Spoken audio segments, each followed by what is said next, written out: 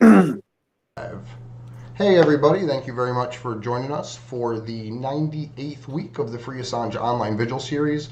My name is Andrew Smith. We have Mincy Winston up in the corner there joining us tonight, and we will get to them in just a moment. We have Adam Kokesh and Pasta Jardula. I'm super excited to have these two people on with us today. Before that, I do want to get through the numbers with everyone, and I did make sure that I'm unmuted this time. We have 3,812 days since the illegal and arbitrary detention of Julian Assange started. 775 days since the WikiLeaks founder was trafficked from the Ecuadorian embassy after being sold to the US and the UK for a $4.2 billion loan to the from the International Monetary Fund to the nation of Ecuador. We have 138 days since Vanessa Breitzer's January 6 ruling denying Julian Assange bail after personally ordering his release and ruling no extradition on January 4th. We have 1,437 days of federal incarceration for whistleblower Reality Winner. We have 1,367 days of inhumane detention for the alleged, not even proven, Vault 7 whistleblower Joshua Schultz, and at least 950 of them have been spent under special administrative measures. We have 774 days since the political persecution of Olabini started by the Ecuadorian government. Two pieces of good news. Chelsea Manning has still been free for 429 days, so well over a year now. And Jeremy Hammond has been free of state facilities and detention centers for 77 days, although he is still on a very strict probation. With that, I would like again to thank everyone for hopping in. And how are you today, Misty? I'm doing okay, man. You just talked about Olabini, and I want to share something that he tweeted today because it's sad. It's been over 2 years of these processes with no end in sight. The judges seem happy with delaying everything. 2 years without being able to see most of my family and friends, without doing my job, and any path forward will likely take years. No reparation can ever be enough. Like, that's the point of this. That's why it gets, completely dragged out. They want the process to be the punishment. They want to, it sucks for these guys, and it's shit that we let them get away with treating them like this. So, I mean, I just think Olabini's like highly undercovered. And I would love to talk to him or somebody from like his legal team or something. So we can figure out how to better support him because he's getting fucked over too. And it sucks. But anyways, I'm doing good, Andrew. Well, hey, Andrew, if I may jump in on a couple things there first to that last comment. I have been told by cops in much pettier circumstances, well, son, you can beat the charge, but you can't beat the ride. And it's like, oh, yeah, this is a dynamic of a punishment instead of justice-based legal system, of course. But there is a good news in there that you missed if you flip the number on Reality, because I believe she's going to be released relatively shortly here, and we have a party to plan. Is that correct? I don't know. I've been in the woods for the last 4 days, so I haven't been up to date in the news. I've been camping with my kids and just a weird thing. But I will dive into that right now and look, because that would be freaking amazing. Next on the agenda. I just remember that the last time I looked into her case and I was chatting with her mom on Twitter. Yeah, we definitely need to have a party planned. I think that's appropriate. I mean, I don't know. Really, I don't know. Like, I don't know if she, like, I don't know if that's what she, I mean, you know what I mean? not literally a party. Right, no. For my vernacular I just don't know. That term. Like, because I always get, like, maybe she just wants to, like, go away. You know what I mean? Like, being through a lot of shit like that. I don't know. I just don't. Some people, I think, just.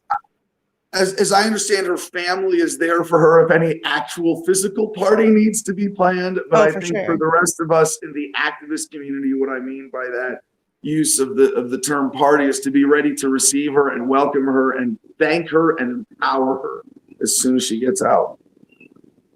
And so, just to give you guys a quick intro to the audience, everybody knows Pasta, good friend of the show, over at the Combo Couch. Adam just ran away. He's back. Adam Kokesh, longtime YouTuber, friend of the show, former Libertarian presidential candidate that Steve, me, and I think Kendra were presidential delegates for, like backup delegates. So just for transparency's sake to put that up. Okay. That is adorable. Oh, stop That is it. adorable. Oh my God. I was late to the show because there's this orange cat that keeps coming around and he's getting a little bit more comfortable and comfortable. Finally, for the first day today, he let me feed him. Like, so right before Yay. the show, I was like, okay, homeboy, I named him Francois. If it's a girl, it's going to be Francis. We don't know, but I haven't been able to get close enough yet. But anyways, finally let me feed him today. So That's awesome. I have one of my cat there. cats. One of my cats, it was a few years ago when we had a polar vortex. I literally sat on the floor of my kitchen, like my sliding glass door in my kitchen, on the freezing cold floor, trying to coax this cat in for like a week. It took me like an hour or so each night during a polar vortex. It took forever to get that cat to come inside. Oh, I love it so much. I want it. I want it. I have so many cats, though, you guys. It's ridiculous. I'd pull out the baby raccoons, but people would think I was weird. No, I love the wouldn't. raccoon. That'd be so I love the Andrew of you. raccoon. It is very Andrew. It pulls out. I got a raccoon. Mm-hmm. I have two. But I did want to kick this off because you guys have been putting out amazing content. You are both people. I have one other critical correction before you jump into anything else. Because normally, and this is because like you really unfairly slandered your crew here by saying that they would support someone trying to be president of the United States of America. And I will not let that insult stand. And just as I have ever been introduced as a presidential candidate, I have to correct people and say, well, technically, yes. But you know, as well as anybody here, that the platform was localization, decentralization, get rid of the federal government entirely, take it through a peaceful, orderly, responsible bankruptcy, leaves us with 50 independent states, up to 562 sovereign native nations and 14 now sovereign territories as nations, and localizing government. And I know one of the reasons I will endorse this idea, and because you did, is because that localized government is more accountable, it's more voluntary, it's something you choose to be a part of. There's competition between governments. And most of the evils that we all as the human family agree on are evils associated with government would be radically reduced if it was not shrunk in scope or usage, but in geographical size, population size, big centralized bureaucratic governments with outsized power, a lot of shadows, a lot of room for corruption. And speaking of which, I have of orange tabbies. There are two like this in this litter. This is Fire because he's got the streak up his forehead. His almost twin is named Fury. So if I am elected, just like Donald Trump, when North Korea acts up again, I am prepared to introduce them to great Fire and Fury. And they'll be bigger then, so maybe it'll be more intimidating. I also have two puppies that are named Thelma and Louise. Nice. Now you could if you brought in a baby raccoon in your hands though, man, I would look like a chump. I mean, you bring that car, man. Okay, well, let's kick off a conversation about YouTube censorship, and I'll grab them because both of you guys, for different reasons, run into icebergs all the time with the content that you produce. So I'll grab them if you guys want to talk about that for a little bit. Go ahead. He's on raccoon detail. Well, just so you know, Adam, I know Mindy knows. Yeah, got that in there early, right, Misty? Yeah, I was wondering how long. I was wondering. Andrew said he was going to call me Mindy anyway, so fuck it. Am I Mindy Moneybags today? Because I can go there. Mindy Moneybags every day. I'm on with you. That's all I got to say. If you're on the screen with me, it's no longer Misty. It's Mindy Moneybags. All right. But we've gotten censored before, Adam. Just so you know, we're election integrity specialists. That's what we do. We're activists for transparency. We understand how elections work. We chase them down. We run them down. Fire and Fury. Wait, that's right. Is it Fire and Fury? Yeah. Yes. North Korea. So cute. I don't even, yeah. Oh, you know what? We can't even talk about censorship yet. We got to talk about baby raccoon. Oh, get out of here. And one's crawling on the back of his head like it's a nature channel. Oh my God. I love it. I love this so much. These are my little work buddies. Oh, what are their names? This one is Mischievous, and Obviously. This one is Rocket. Right, you had to do Rocket, huh? Yeah. Well, I didn't name this one. It's trademark. Okay. So cute. Mischief. So cute. I'm obviously a government plant sent here to derail this conversation about important people. Oh, that's fine. I'll deal It's over any working. conversation with baby raccoons. I'm cool with that. I was crawling back up now. You guys make me want to go get my cat. You should. I want to see. I got nothing to grab. I can go get Fee and Shay. Right, like put Fee up on your back. I can go get Fee, he said. Don't tell on me. Don't rat on me. Come on, man. You know I'm going to tweet that. You know I'm going to tweet that. You know that's being tweeted. We need a clip of that. No, Misty, she's been making fun of me all last night, so she deserves it. So you were saying something about election integrity, and we were laughing because that's not really a thing in America, right? Right, but that's what they focus on, exposing that, because there are still people to this day that are claiming that the last election was the safest election in history, and it was so secure. And did you say I know it was a slip of the tongue, but I think you said they're exposing election integrity, and I think that would be a much easier job. Find the places we have election integrity. Maybe I did. That'd be hard. Yeah. I'm a little high, man, so I might have fucked it up. It happens. But no, it's part of the censorship. And by the way, I have some fuck censorship shirts to send to you guys with the Easter egg. You guys were all doing your things. I got some extra shirts. We had some awesome Action for Assange shirts that came in after everybody left too as well. We distributed those out too. But yeah, I mean, that's what we're all about. We're all about election integrity here. We just got back from Arizona. We went out there for about 4 days to cover the audit. It's a funny situation. And actually, they brought in the Libertarian Party out there in Maricopa. His name is Chairman Slayton, Brandon Slayton. And it's a joint effort to try and show this is not just Republican versus Democrat in Arizona. We've tried to get the Green Party involved. I've been making phone calls to get them their ass down in there to be a part of this audit, because this is something that we're showing that needs to happen every single election for all elections. There needs to be a transparent recount and validation audit of sorts of every single of elections, authenticating the ballots, counting the ballots, making sure the machine's software, the programming of the software, which is proprietary at this time, needs to be ripped out of there, and an open source system needs to go in, or just do away with it and go to hand counting. But this is something that needs to be done. And so there is some excitement on the horizon as far as okay, the Arizona state legislation doesn't really intend on going back and changing the results of the election. This isn't about Donald Trump or Joe Biden. This is about making sure we get our election straight for the future. And we put in the necessary, stop fails, or what do you call them when you have checks and balances of sorts, and redo the rules to make sure that they are fair, free, and transparent elections that can be tracked by the public moving forward. And that would be, if you're going to have elections, why wouldn't you want them to be, if you believe in electoral politics, which I'm whatever about, you can't have electoral politics and think that you're going to be able. No, I mean, of course they have to be secure, and you have to be able to audit them. And really, that's just, corruption is inherent in humanity. So if you want to have a legitimate government and that actually represents the people, then they should be secure elections. Absolutely. That shouldn't be controversial. It's so weird when you guys get so much shit. It boggles my mind. Solid gold, but some things just aren't in the cards. No, I mean, I hear all these have tos and musts, and it's sort of they're kind of irrefutable, obvious things. But they're not.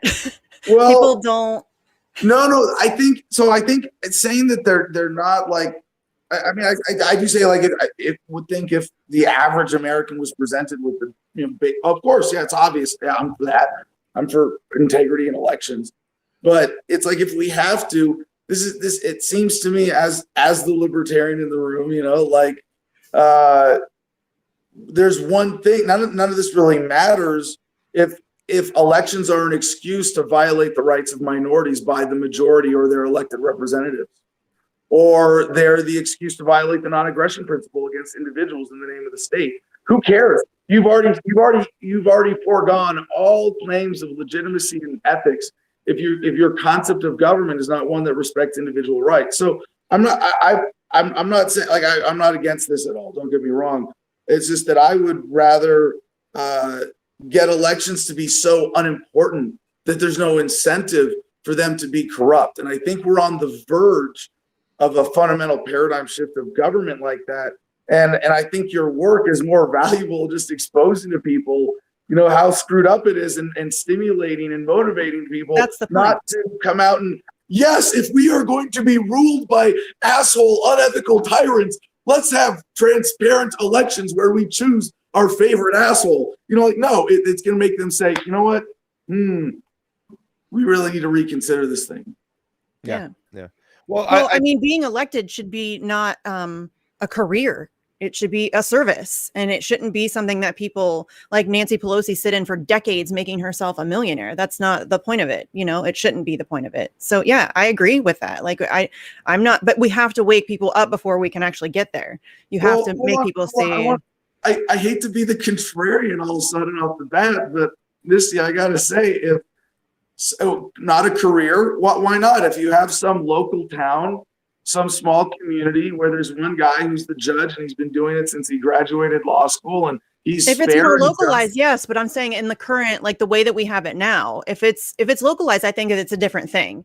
But if it's to whatever scale people choose to buy into, if people want it on a larger scale, and see, this is like, stop thinking about. It was a major turning point for me when I stopped thinking about government as this thing that is a monolithic institution, but rather a group of people providing services for a population corrupted by people who want to manipulate that into something bigger. So if you separate those services, like what is the service being provided by police? It's not they're enforcing the government's will or policing. It's that they're helping people out and providing for the public safety and protecting people from real threats. That's a service. Dispute resolution. What are the courts actually doing? That's a service. If people have the faith of their base, their customers, their communities, whatever, supporting them in a voluntary manner, providing those services. I know this sounds like a silly thing to be contrarian on, but I want whatever structure we have for allowing the best people at providing those services to be career government workers, if you want to call them that. I don't inherently disagree, but like, for example, the idea of Medicare for all, I don't think it should be instituted by a federally controlled war criminal institution. I think it should be the National Nurses Union that handle the administration and local governments that collect taxes to pay the doctors in their own cities. And individuals have the right to opt out. I think that's honestly why, though, I said I don't think it should be able to be a career where somebody like Nancy Pelosi can sit in it for decades and make herself a millionaire. Right. That was my point. That was no my one point. is defending Nancy Pelosi. No, I'm just saying that's what it is. It's like this career where they go and they know that they can get all these kickbacks and they get healthcare for the rest of their lives and they're taken care of. And so it becomes this thing where somebody like Nancy Pelosi, who our corrupt system rewards, we elevate the worst among us to positions of power. And so she can take advantage of that system and make herself really, really rich, being corrupted by, corporations and all kinds of shit. Well, they have the mechanism of elections to keep themselves in powers. That's why. That's why. Yes, that's why it's a circle. It comes back to election integrity. Like these are all moving parts of the same. Like you're arguing over, minutiae where it's all all of this stuff has to get worked out. I mean, it's all like it affects every little bit affects the other part. It's like freedom of speech and press freedom all affects this as well. Absolutely. Because we have to be able to even have the ability to share information about our elections and how they're run and make sure that that's all legitimate information, because we're lied to constantly about everything all day long. So all of this stuff is tied together. And they're just things that all need to be addressed. And it doesn't matter if you have like a, very slightly differing opinion on tactic. These are all still the same issues that need to be addressed. And I just think it's important to point that out to people and make sure that they're aware that this is what we're up against. Because I think a lot of people are really good at fooling themselves, and Democrats are good, or Trump's going to save us, or, and it's easy for them to get wrapped up in the bullshit. If we were really to fix our elections the way we should, our friend over there, Andrew, and some Green Party members would be the first to walk through that door, right? Those are the ideas that we're going to be hit with first, because those guys, they're part of a foundation that is ready to get in there and start doing the work. And I think I think really, to tell you the truth, when it comes down to it, from what I've experienced when it comes to following elections, is that the Democratic Party and the Republican Party are like a cartel. We cheat in our areas where we're able to cheat, but the dual objective is make sure the Libertarian Party or the Green Party never get above that 5%, never get that extra funding, never get validated as a third party. Those are the parties and the people we kind of hold down most. And right now, at this time, after doing the show now for 3 years, I started off with the activists in the street as a Bernie supporter, but I get mostly now I get hit with mostly like, Pasta, I don't know what's become of your show. You've got this kind of like libertarian thing about you right now, and you refer to yourself as a leftist libertarian. What the hell is that anyway and stuff? And that's where I'm kind of getting knocked on the chin more than anything. I'm like, thank you, I guess, because I care for my civil liberties and my freedom of speech, my elections, and I'm a non-interventionist, I guess. Those used to be leftist. You're such an asshole, Pasta. I know. Jeez. Those are all terrible things. Being a libertarian is so cool that when President Donald Trump even tried to do it on TV one time. Remember that? When did he try to do that? I missed that. He said it was in one of his later NBC interviews. He said, "Oh, well, I'm friends with Rand Paul, so I'm kind of libertarian." I'm paraphrasing, but it was a pretty pathetic attempt by Trump to He's such a turd. I was next to a libertarian friend, and I just looked at his face when I heard Donald Trump said, anybody who burns the flag should go to prison for a year. I just looked at my friend like this, and he was just like red in the face. I'm like, that's the asshole part of Donald Trump right there. So bad. If he was listening to Donald Trump speak, he might not have been a real libertarian. Just saying. Yeah. Because I don't have to make that face because I don't listen. I do 2 hours a day, 5 days a week, and I read a lot, in prep for the show. But I do not spend time watching presidents talk. Like, it is not a good use. Like, you want your propaganda straight from the hose, fucking go for it. You want to make yourself sick, enjoy. But you know what? No, I'll read transcripts occasionally and get important, meaning snippets. I'll get summaries, and I'll get the funny clips of Biden falling down the stairs and the sound he made. But that's about it. Yeah, I don't watch presidents either. Smart man. Save yourself the aggravation, because listening to Joe Biden nowadays, man, listening to the Democratic Party, whenever you have the tech overlords come in, these guys in the Democratic Party, they want more censorship. You can't censor enough of these guys. Oh my God. Democrats. The Republicans, half of them still are like, why aren't we censoring China and Iran more? And then you have your libertarian guys, your little pockets, you know what I'm saying? Your Josh Hawleys, your Rand Pauls. It's great that poser libertarians. What's that? I think the right term is poser libertarians. Well, how do you feel about Thomas Massey? I don't know. I mean, I like Massey. Rand Paul, but a real libertarian. I can say I don't like the liking or disliking framework. So, but, I know. But if I may provide some slightly less personalized commentary, please. I respect Massey in what he's doing and the spirit in which he's doing it, and his basis in homesteading and lifestyle and living up to what he says. He's one of those few maybe honest, principled ones. But Rand, the apple fell about as far from the tree as it could have. And it's not just that he's compromised in what he understands to be ethical principles laid out by his father, but that he's played politics with them, and he lost, and he looked bad challenging Trump as that guy. And so, I don't like that. Personally, I know Rand. I dislike him personally for other reasons. That has nothing to do with this. But I dislike his sort of political presence because that's what it represents to me. Yeah. And it's awesome that right now we're talking about Ron, right? Like, for 1 second, like Ron's speech about Hamas on the floor. We're playing that right now on our show. Like, this is what Ron Paul said 10 years ago. Look at this. And yes, the apple has fallen somewhat, a little far from the tree, but down a corrupt hill. But there are moments and times. Like, I don't recall any other senator trying to end the Afghan war. You know what I'm saying? And I remember Rand Paul on the floor speaking of that, trying to get that done, getting a vote there on the floor to end the war. Wait, are you saying that somebody that you don't always agree with might actually say something good sometimes or do something good sometimes, and you can support that thing, and that doesn't mean you co-sign everything? That's exactly what I'm trying to get at. Sorcery is this? That's exactly what I'm trying to get at. I'm with you there. The stuff that he says that's great is great to hear on the floor when no one else is saying it. But there's a lot of trying. And if I may quote a sager, wiser, much elder statesman, Yoda, there is no try, only do. And when you see so much trying from a senator, it sounds like a lot of posing. Yeah.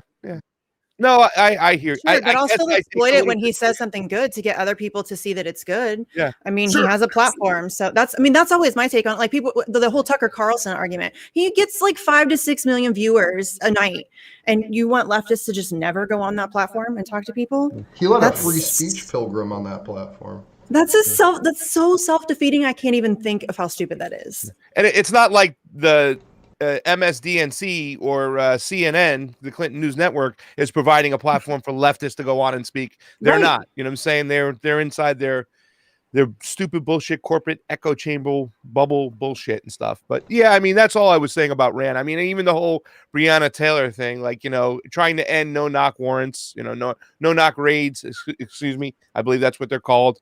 And, you know, he just going after Fauci recently and kind of mentioning some of that stuff right there. I think that's like, you know, we have to be able to separate, because a lot of leftists, they're all the way. You can never like Rand because we're never going to get Medicare for all with him. We're never going to get his fiscal policies of a conservative are terrible. So therefore, anything he says sucks. And I hate that mentality. I'm sorry, Andrew. I was actually going to talk, just to mention what Rand had done with Dr. Fauci. He's literally the only person in the Senate, that in the government at this point, that was willing to say the U.S. funded gain of function research in the lab that the narrative says this virus came from. Can you explain that? And then the wonderful Dr. Fauci answers with a double negative. He's like, we didn't not fund it. And you're just like, this is a fucking cartoon. And then he said, if we did, but if we did, it was for this and this. It was for the, with that New York voice. It was for the SARS. I need a Kanish SARS thing over there. So we I do want to give a shout out. We honestly can't even keep track of it all. Yeah. I do want to give a shout out to you though, Adam. You are, to my knowledge, the very first creator to cover the story out of Chicago University about THC and CBD directly combating coronavirus. Yeah, I caught just randomly was just listening to one of the streams, and that was like just almost like a joke that was made, and I was like, that's fucking huge. So I just want to say thank you for being the person that brought that out. Well, you know, when I do a COVID block on my show, I limit it to twice a week so we don't get too carried away. But I start and end everyone with taking my COVID vitamins. And before I do, I think COVID in the censorship and even with the Assange situation is maybe a more relevant dynamic right now than the election, because it's still this dark cloud hanging over everything that we know. No matter how fast everybody takes the vaccines, with the momentum, the threat, the fear-mongering propaganda has, is not going to go away for a while. And it's this is personal for me right now. I've had issues with my family over this. And right now, I just got a message from someone in my family, I'll say, who's getting married. And she said she might not be letting people who aren't vaccinated come to her wedding. And it's like, well, wait, I'm going to a wedding and most people are going to be vaccinated. I kind of want to stay away because you're all going to be shedding. And who knows, if the government says jump, you're all going to say how high, and it might be off the edge of a cliff. You know, like, I don't know but one of the big things about it is it affects unhealthy people a lot more. And one of the greatest trends with COVID deaths, mortality, and pre-existing conditions is obesity. It's like, no shit. You know, if you eat yourself to the edge of death, COVID might push you over. But one of the things that's a great myth, that to bring it back to what you said, Andrew, there about the study, well, guess what? People who smoke cannabis on average have slimmer waistlines. Yeah, that's a statistical, undeniable fact, and that in America they have proven causation, causality, correlation, whatever, that can all be debated and teased apart. But on average, people who smoke pot have slimmer waistlines and are therefore less likely to have severe effects from COVID. So, my COVID vitamins. Number one, what the hell happened to me? Number two, I'm going to go smoke a bowl and refresh my coffee. Number three, I love you. I'll be right back. These cats are just adorable. And I'll find that study. And just so people can know what we're talking about, we've mentioned it a few times. University of Chicago released a case study that showed that coronavirus inhibits cell entry blocks or that THC and CBD, whether spoken or eaten, inhibits coronavirus cell entry into lung cells, prohibits replication within lung cells, and boosts the immune system to catch up to respond to it in your body. So literally, we don't know. Vaccines are irrelevant. We just smoke weed, and we're, according to scientists, immune to coronavirus. Believe the science. Who knew that Snoop Dogg and Dr. Dre, 20 years into the future, would be giving the best medical advice: smoke weed every day. Right. I'm not really going to try to sing it, don't worry. But yeah, smoke weed every day. No, if you can, if it's healthy for you. But that's, and that to what kind of unifies these subjects, in case anybody is like, holy shit, they've really gotten stoned and gone off the edge here. Wait, I forget. There's a unifying theory of everything. No, but it's thinking for yourself. Really, that's the unifying theme here about all these subjects. When it comes to COVID, think for yourself. When it comes to your health, think for yourself. When it comes to accepting systems of government that are forced on you with corrupt elections, think for yourself.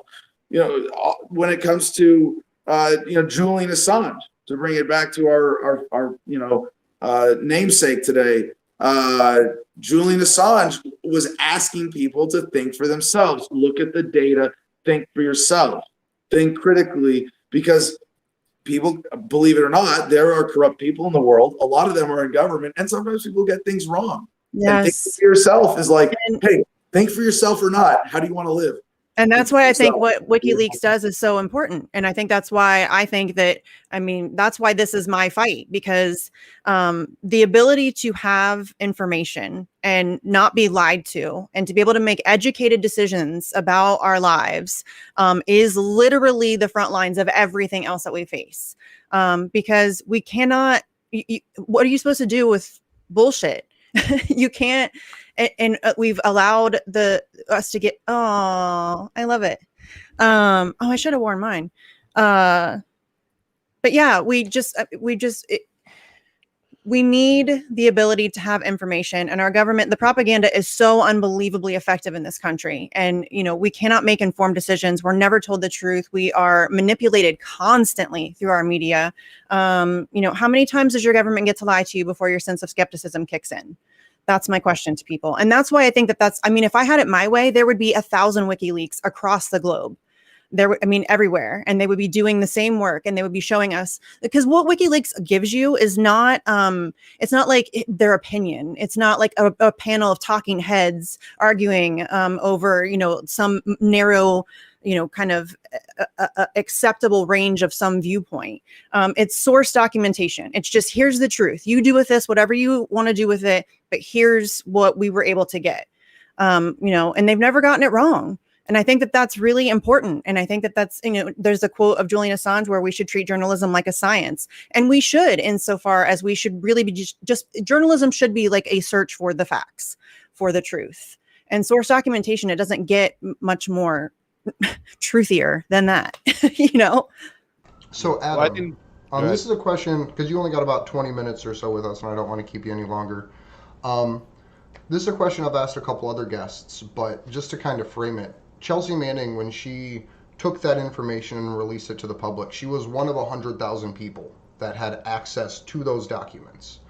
And then we see whistleblowers like the potential Vault 7 whistleblower Joshua Schultz, who was one of maybe 10, maybe 20 people that had this information, Vault 7.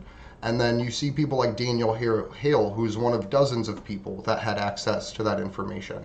And all of those, so Manning, Hale, potentially Schultz, but we'll call it Vault 7, shows this craziness within the U.S. military and intelligence services that is arguably the new way to dissent against war, which is whistleblowing. And I was just wondering what your thoughts were of that scaling ratio, going from 1 in 100,000 people with Chelsea all the way down to the Vault 7 releases, which is 1 in maybe 20 people that could have access to put that information out. And if you think that may be like a tide change in the war against tyranny.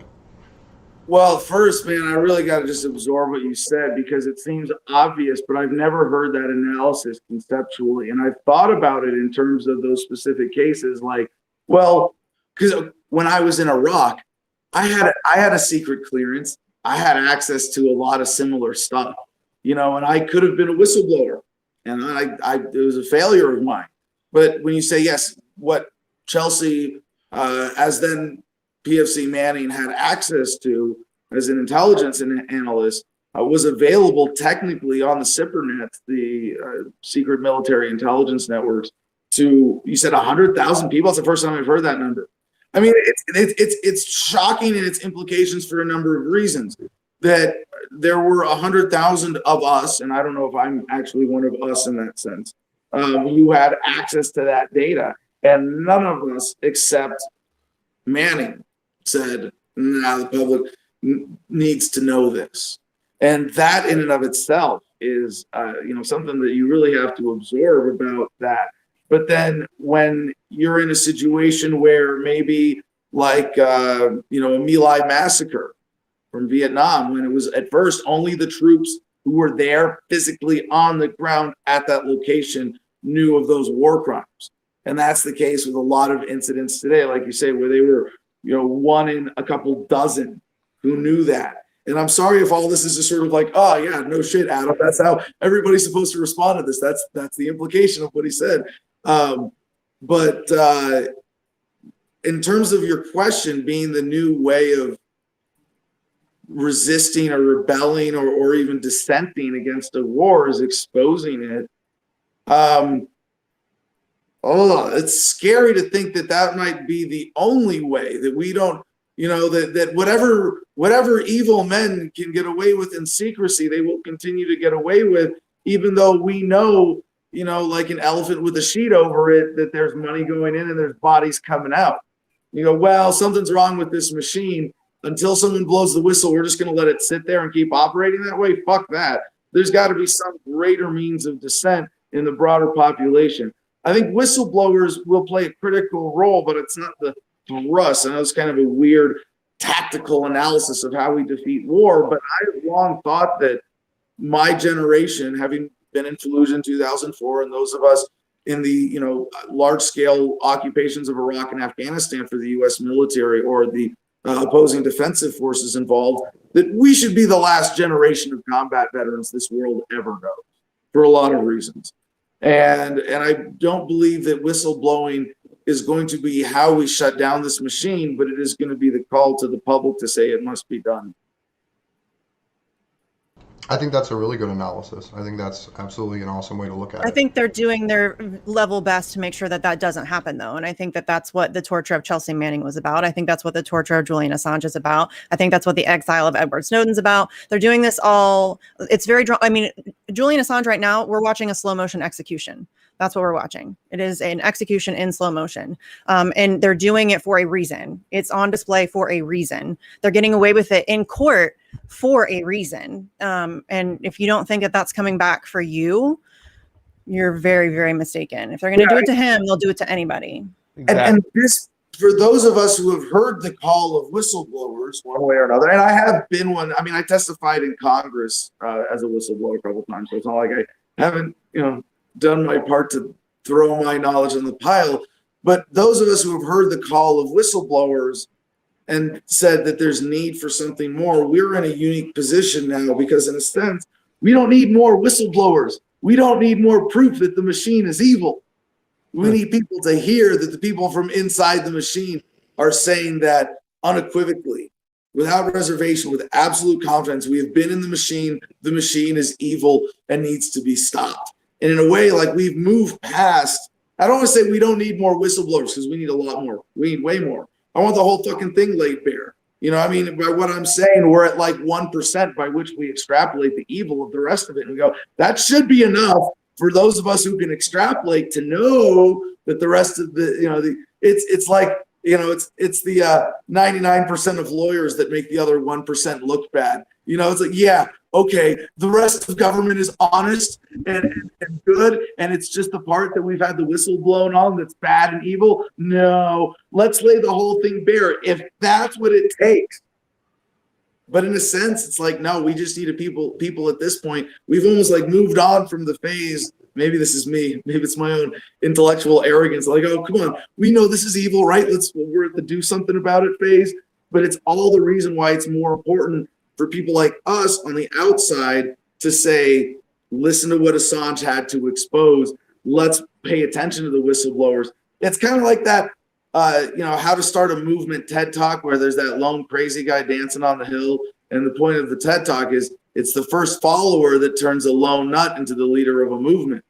And it's really followership and taking cues from others that is the measure of real leadership and the resistance that we need today. When Julian is, and those of you who have said, my activism is Assange, that's fucking real leadership. To say, Assange did this, therefore the most important thing I can do to serve humanity is to take a cue from that and promote him and blow that up. That is huge. That kind of humility when there's so much, and I have my name on the show. What the fuck am I talking about? It's Adam versus the man. So there's so much ego and arrogance in this field and in politics and activism. I just wanted to take this opportunity to specifically praise those of you who have said, action for Assange is my thing.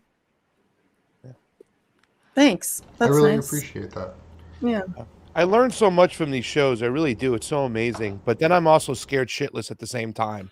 Yeah, every single time I'm done talking with you guys and stuff. I know. But I am very really to tell you the Sometimes truth. I feel great. Sometimes I feel like, God, this sucks. It's hopeless. But yeah, that's what we're doing. We're like we're following, those people who are putting that leadership forward. Obviously, I told you I'm an election person, but the work that these guys have done and holding the shirt proud is like, okay, let's get there. Let's continue to follow. Let's continue to march up that hill with these people over here. So I mean, I'm very happy to be here today, guys. Thank you. And the kid in the raccoon, just bonuses.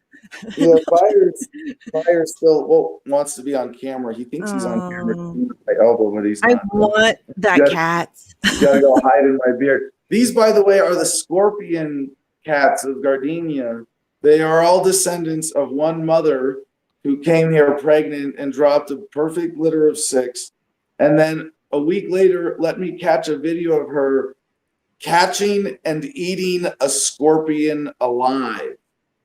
So these are high demand critter control creatures, critter control cats for the Southwest because you're a scorpion kitty, right? Right, Fire? It's like, no. I didn't know I was signing up for that. What? Yeah, and so it's like, to bring it back, you said sometimes you feel really good, sometimes you feel like it's hopeless. I think the right feeling should be a combination of both, which is the feeling like you're going into war.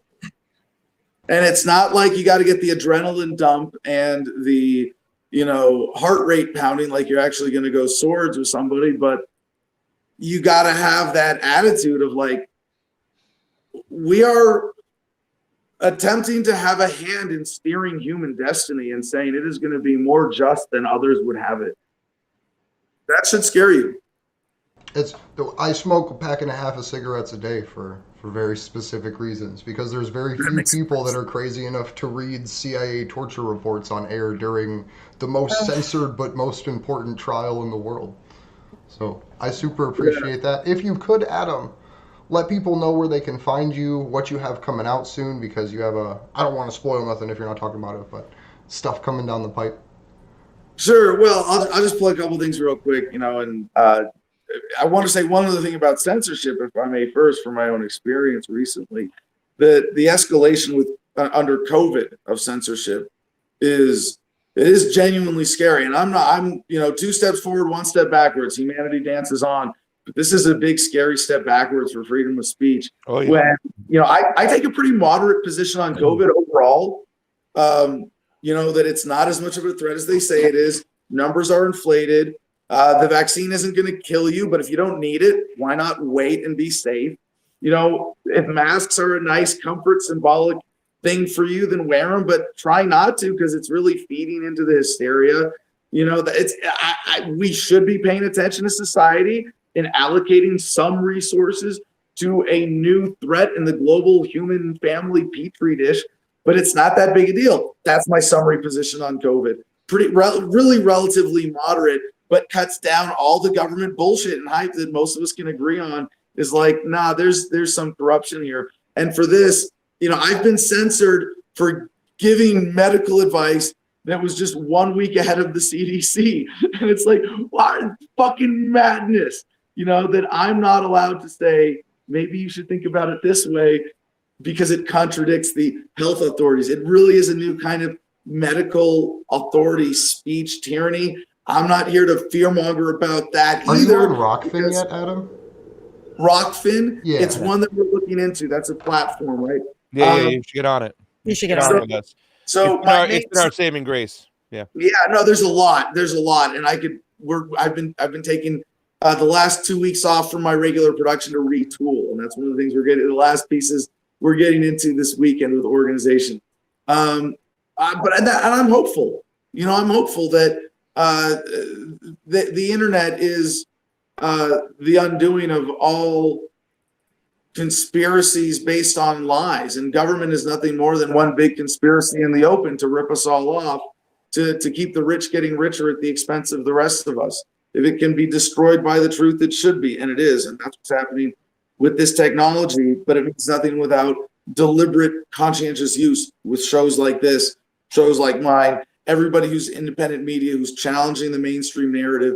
And so I'll just say one website, adamversustheman.com, so we can get all my media stuff, my 2-hour daily show, starting back up on Monday, 2 days from now, 8 to 10 a.m. Pacific. We are live. Do a lot of fun stuff with comments and interaction. If you can get up early with us or you're in a better time zone, But also thefreedomline.com and thegardenofreedom.com. Didn't I say I wasn't only going to plug one website? What a fucking liar. No, the Garden of Freedom is where I live here. It's my homestead. But on Independence Day this year, we are declaring sovereignty from the United States. And the day before Independence Day is Julian's birthday. Yeah. As an interesting note, January 3rd. Well, we're only doing July 4th because it was the day that everybody's free. It's really just kind of an awkward coincidence that we're going to have the same birthday as the United States. Y'all are going to have to choose whose birthday to go to. I get it. But we had to do it this way. Also, we have a great financial plan that this provides the opportunity for. On July 5th, we plan on declaring war against America and then surrendering on July 6th as a narco-terrorist state so that we can qualify for billions in foreign aid. And so that's the plan. If anybody wants to join us, thefreedomline.com is my main website. You can find everything from there. I want that cat. Thank you so much for joining us, buddy. My pleasure. Yes, it was good to talk to you. Later.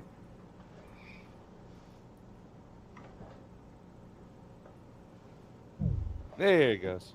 So how you doing, Pasta? It's just us now. How much time do you got, buddy? Are you I got a little time to hang out. You know what I'm saying?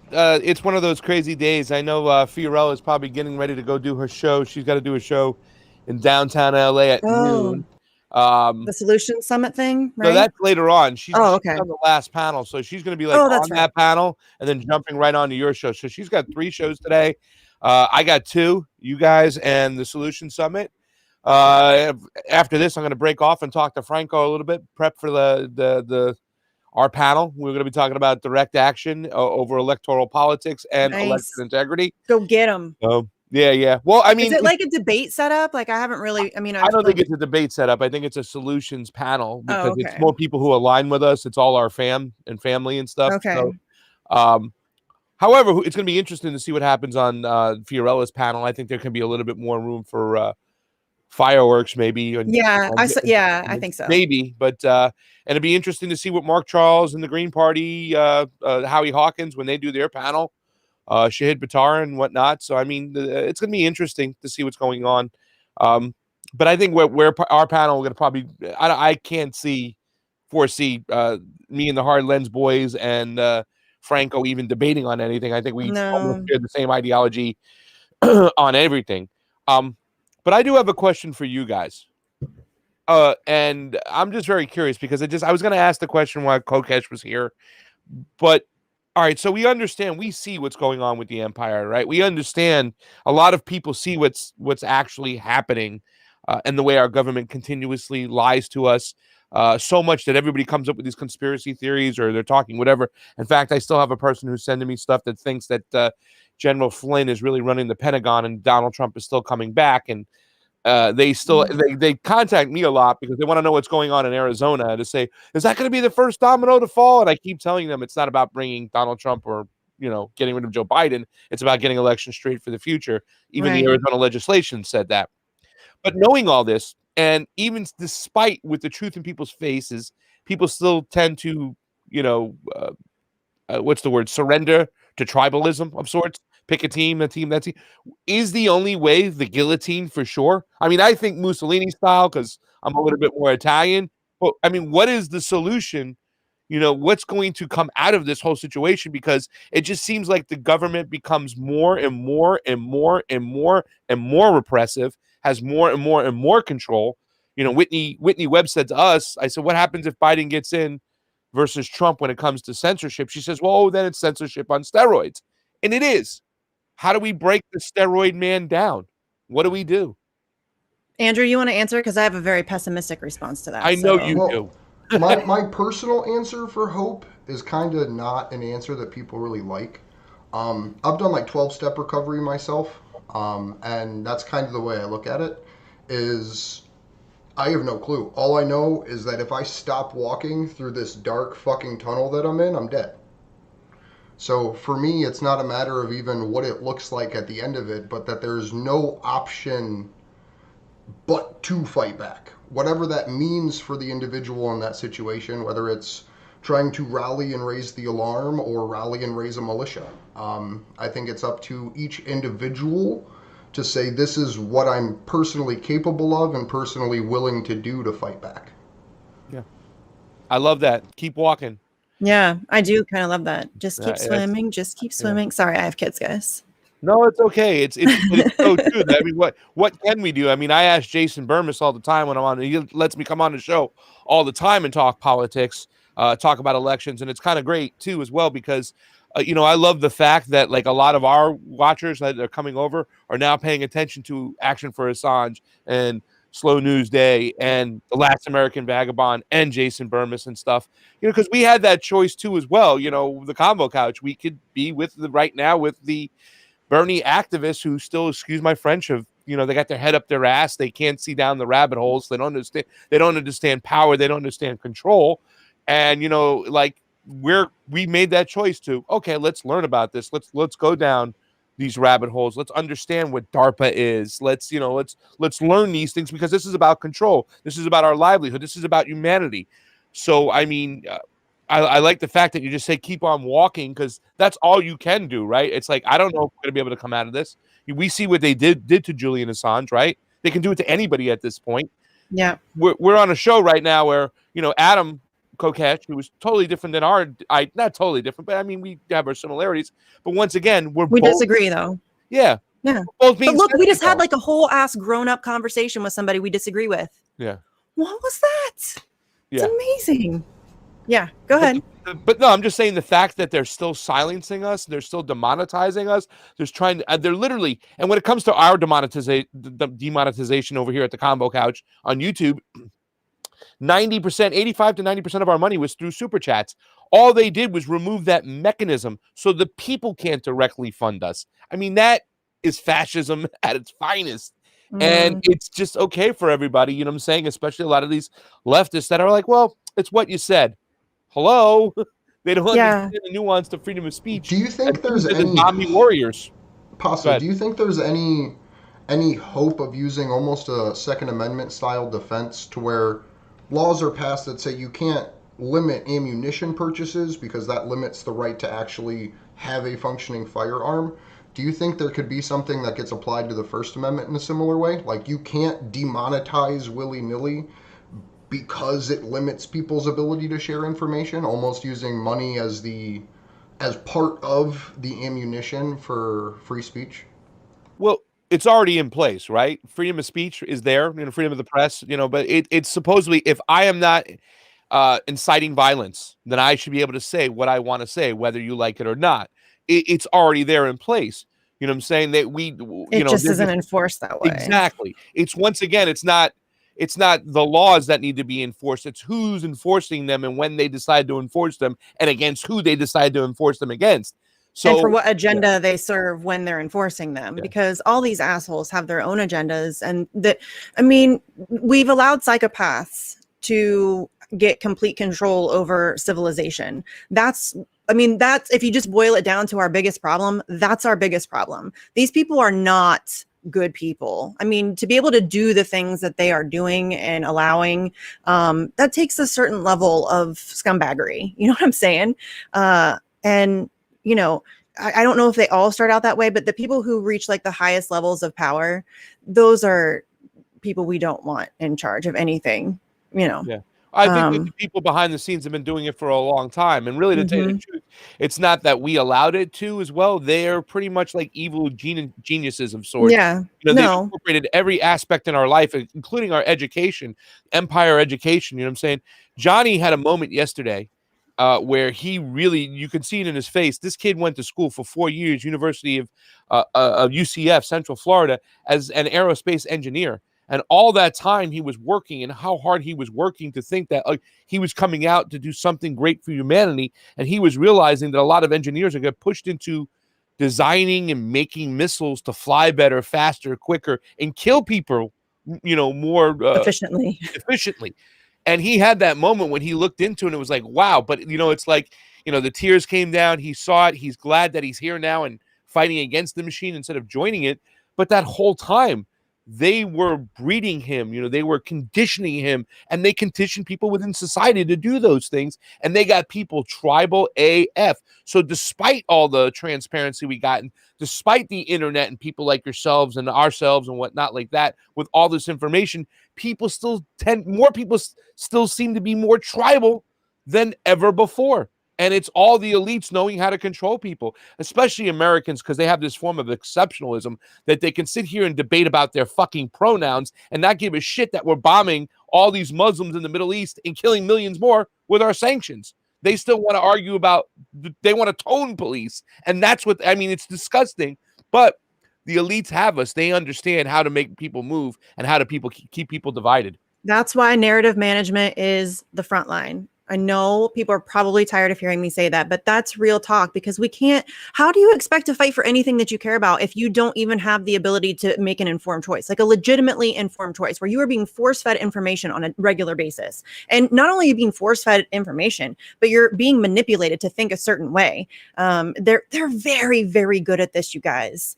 It's kind of terrifying when you actually see what we're up against, because they are very, very good at this. Once you see it, I think it's really easy to, I mean, and I'm not saying that like I'm impervious to being propagandized or that you guys are. I mean, we're all subject to believing in our own level of bullshit. You know what I'm saying? Nobody's impervious to it. But once you are like able to identify it, it is really obvious. And it's constant, and it's from every angle. I mean, it's in every commercial that you watch. They're playing it on the TVs at every doctor's office you visit. The way that they set up grocery stores are meant to like kind of emotionally manipulate you into buying things. Like it's all around you.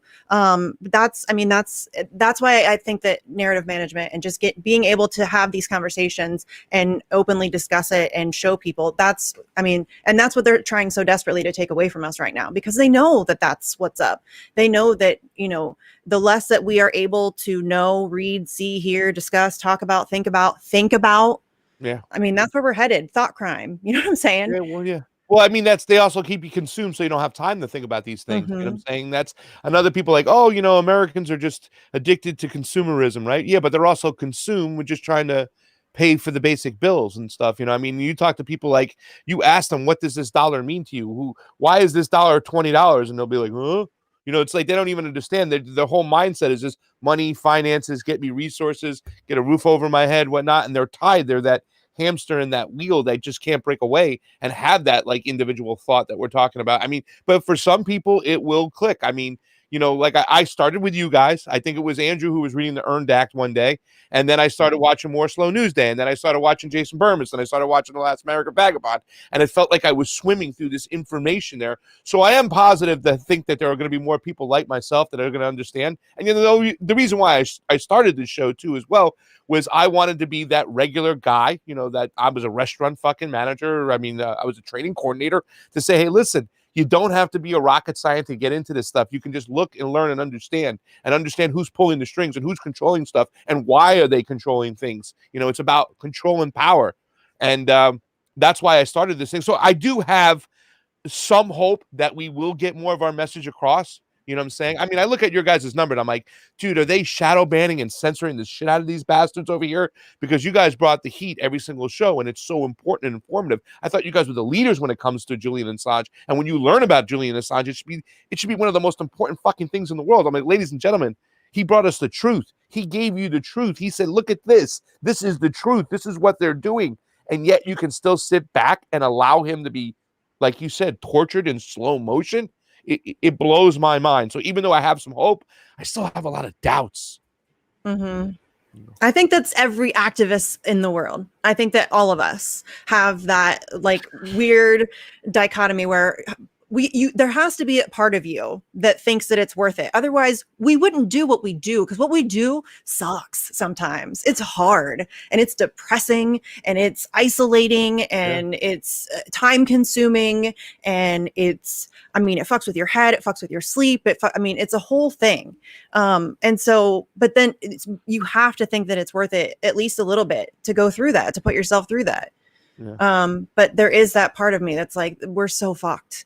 You know what I mean? And I think that all we can do, really, honestly, and I might get made fun of for this, but I think we have to prepare for the absolute worst. Like I used to make fun a little bit of preppers, a little bit, the like really extreme ones. But I think that we need to prepare ourselves, because they're going, it's no secret they're going to start using food scarcity more against us.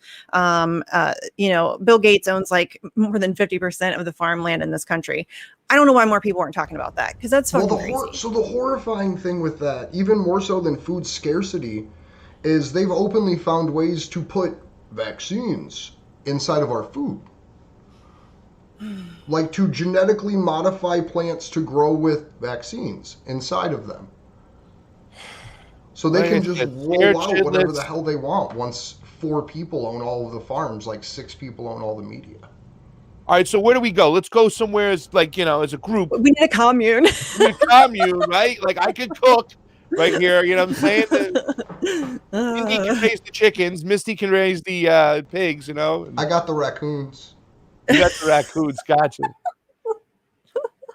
Little trash pandas are necessary. You know, sometimes though, I often think I think about the movie The Matrix. It's like, am I here because I saw something, because Morpheus showed me something and I was like, oh shit. And I often say, take the other fucking pill, have a fantasy football and cooking show. You know what I'm saying? Don't just cook fantasy football, live in Vegas, go to a bunch of different restaurants. That's it. Don't pay attention. Yeah. Right? You know what I'm saying? Because people say, oh, you're so privileged with your ideology and your thought process. I'm like, if I was privileged, I'd be living off my white male fucking privilege and not even talking about this shit. And just, you know what I'm saying? Like I finally reached close to the 6-figure salaries in the restaurant industry as a trading coordinator. You know what I'm saying? And as soon as I got there, for working all these years, I stopped, turned around and said, let me do this instead. So I often think I had my Neo moment, and I wish Morpheus never showed up sometimes. But at the same time, I think if the truth blows it up and the truth is the truth and you're living in the truth, you have some clarity in your life. At least you're not living with the, like all these people with the jab. They put the jab on Instagram. It's like, where the frig is your head? Yeah. I tell my husband all the time, the worst part about knowing is you can't unknow. Exactly. So once you know, like there was a time where I didn't give a shit about politics. I did not care. It was not like a thing to me. I've never believed in electoral politics. So I was just like, fuck it, whatever.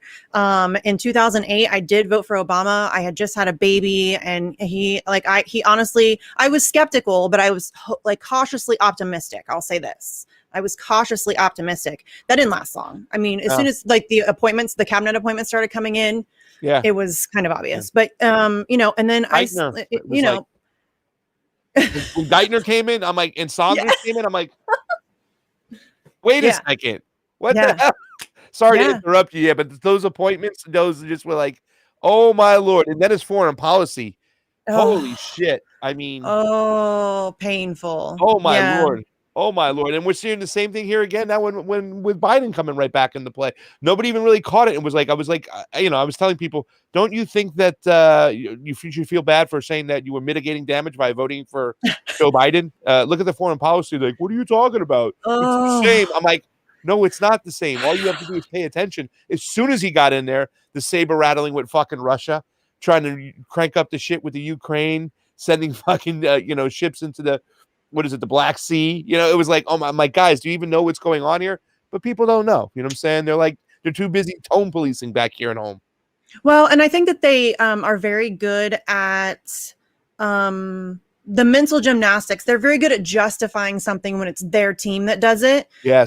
And they don't even recognize their own hypocrisy at all. I really like, there are some people who are fully aware that they're being ginormous hypocrites. But I think that there are some people who legitimately convince themselves that their team is good and that so everything that they do is good when they do it. And if the other guys do it, it's bad because they're bad. Yeah. And I think they're very surface level thinkers. They've assigned themselves to a team and to personalities. Yeah. They don't really pay attention to like the broader issues. They are kind of like headline thinkers or talking point. They think in talking points. You know what I mean? The more dangerous people are the ones that are politically aware and assign their political beliefs to a person regardless of what the person does. Like you have like the progressive movement, for example. 2016, they were like the anti-war movement. Like there wasn't much else that was standing up. Like they weren't huge, right? But everyone just assigned that to the Bernie Sanders. They were like, no, I'm anti-war, so he's anti-war. And same thing for healthcare policy and everything else. People just say, I believe this because I'm this thing, and this person says they're this thing, so let me just assign my mental capacity to supporting them rather than fighting for these issues, because fighting for him now I'll convince myself that they're on the right side of the issue, even though they're actually not on the right side of the issue. And then I'll get mad at you and block you when you point out the fact that Bernie Sanders is actually an imperialist. You know what I mean? Just in that, like, to say he's anti-war. The same thing applies for the people that support Trump. Like you were talking about Obama and how you voted for him. My horror story, I found loose change in 2008, 2009 during that election, right? And I was like, oh, John McCain's going to fix it. He's a fucking war hero, right? So that's the irony is people look at those things and say, I know this information, so they must know, so they're fighting alongside me. When it's actually them knowing the information and then manipulating people so they can continue to profit off of knowing it. Last night I called into the Slow News Day show, Get Your Shit Together, as Bernie Sanders, and stuff, because I wanted kind of like, and it wasn't, of course I wanted to have some fun and do whatever, but I also kind of like wanted to point out some points, and I knew that Steve would hit those points and kind of talk out like, and I was talking as Bernie Sanders, who sold out in 2016. I need to go watch that. And, and he was like, well, you've been always good to, the war machine, Bernie. And I wanted to say, well, why do you think I'm calling for Medicare for all? Once you bomb somebody, you should at least give them some free medicine. I didn't get that line in there and stuff. But yeah, we were talking about those things. He's an imperialist, and he's always been bad when it comes to foreign policy, and that was one of the things we kind of knew. Some of us who went to Tulsi, is we thought that was a better choice when it comes to our foreign policy, which it meant so much to us and stuff. But yeah, I mean, and just to add to your point too as well about, okay, they were this way when it comes to healthcare, and now now it's a different. They're on a different. They're on the other side of the issue because they're on the team they chose and stuff like that. When it comes to elections. Right? That's the craziest thing in the world. In 2016, you had Bruce Spiva, who was a Democratic lawyer, stand up in a court case in Jared Beck in Florida and say the Democratic Party can go in the back room and fill with cigar smoke and pick whoever they want. They pretty much admitted they can cheat whenever they wanted to cheat. And instead of the progressive, putting their flag in the ground and saying, okay, this is it, we're going to fix that stuff, they stomped their feet, they cried a little bit, and Bernie Sanders went on. They went on with him with the team. And now they're here pushing it. Now it's like, well, they only cheat Bernie, they won't cheat Trump, I think. And it's like Can we just remark on the fact that the whole shtick was we're going to reform the Democratic Party. That was the whole shtick. And then they didn't even bring up the giant elephant in the room that the Democratic Party just publicly rigged a primary. Out in the open, like we all knew about it. It wasn't, there's evidence for it. There's really no debate over the fact that that primary was rigged. And Bernie Sanders won't even mention it. He's going to reform the party. That's when y'all should have seen the grift. Yeah. Right That's when you, I mean, listen, I was also cautiously optimistic with Bernie. I supported him in 2016. I went to a rally. I volunteered. I phone banked. I donated. I had merch. I still have merch. Like I have my old car is still outside and it still has my Bernie stickers on it. I got the bobblehead. I bought, or the actual. I got it as a Christmas present. I had a cardboard cutout. No joke. My kid has a picture with it. I got rid of all my shirts. I had 7 of them. Got rid of them all. I had the Miami Vice Bernie Sanders. I had the imprint Bernie Sanders. I had a bunch. I had the Pedro one. When he dances. Not Pedro. I love Bernie Sanders. Napoleon Dynamite. I had that one. I got rid of them all. You know what I'm saying? But I still think also too that we're missing one point here. The fact is, a lot of people think, honestly, that is the Bernie Sanders movement and the progressives within the Democratic Party are still the lesser of two evils. And I think that they're being totally blindsided by this. That's why I've said this before, and I'll say it again. AOC is the most dangerous congressperson out there. You know what I'm saying? Because she sheep herds and leads people on their emotions, right? You know what I'm saying? And she's totally anti-speech. She's, for censorship. When she had the opportunity to go after Mark Zuckerberg or Suck My Berg or whatever you call his name and stuff like that about the whole what is it called? The Analytica, the Cambridge Analytica. Yeah, and she should have went after him about letting out personal data on people and stuff. See, she chose to still go out there and say, well, why are you posting up fake news from Republicans, kind of bullshit, what, yada, yada, yada. That was a big red flag to me. And then the Venezuelan thing, another big red flag. It was just like, wow. But she is fucking dangerous because the rhetoric that she's putting out is so divisive. It's so tribal, and people are buying into it. And like you said, Misty, not Mindy, that people think just because they're on this team, they're on the side of good. They're in the Justice League of America, and the Republicans are bad, and no matter what. And it is just mind-boggling and frustrating. Yes, it is. Yeah.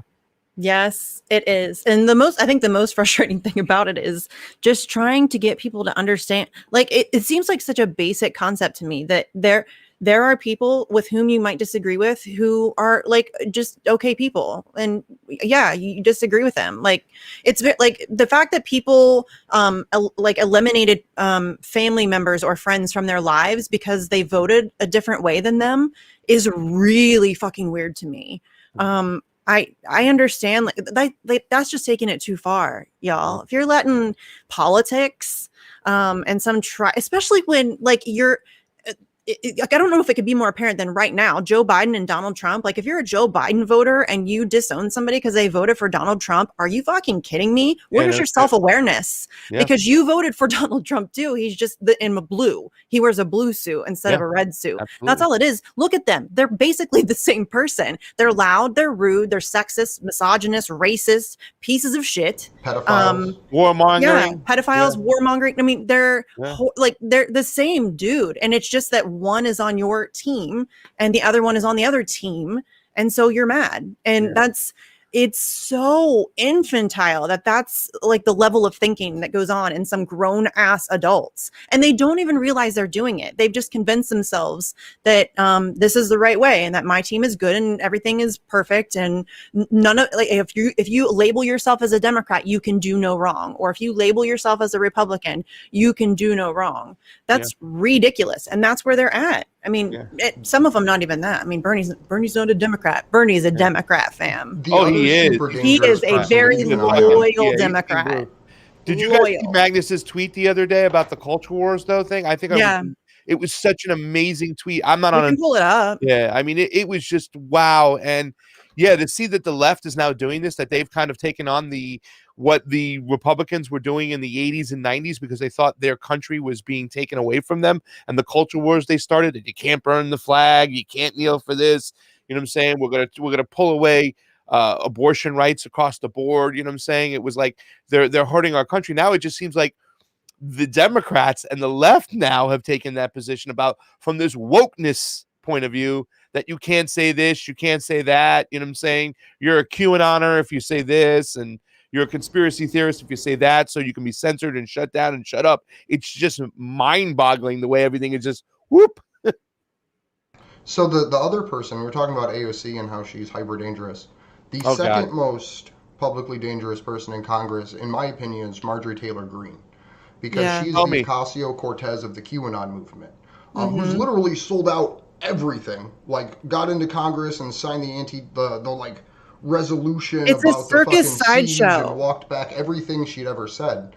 But she's still elevated for some reason as like the like QAnon Donald Trump version of AOC, which to me just shows how elaborate their propaganda is, that they can have both of these people maintaining two radically, I don't know, retarded positions and still have the public, at least to some extent, fooled about who they are and what they believe.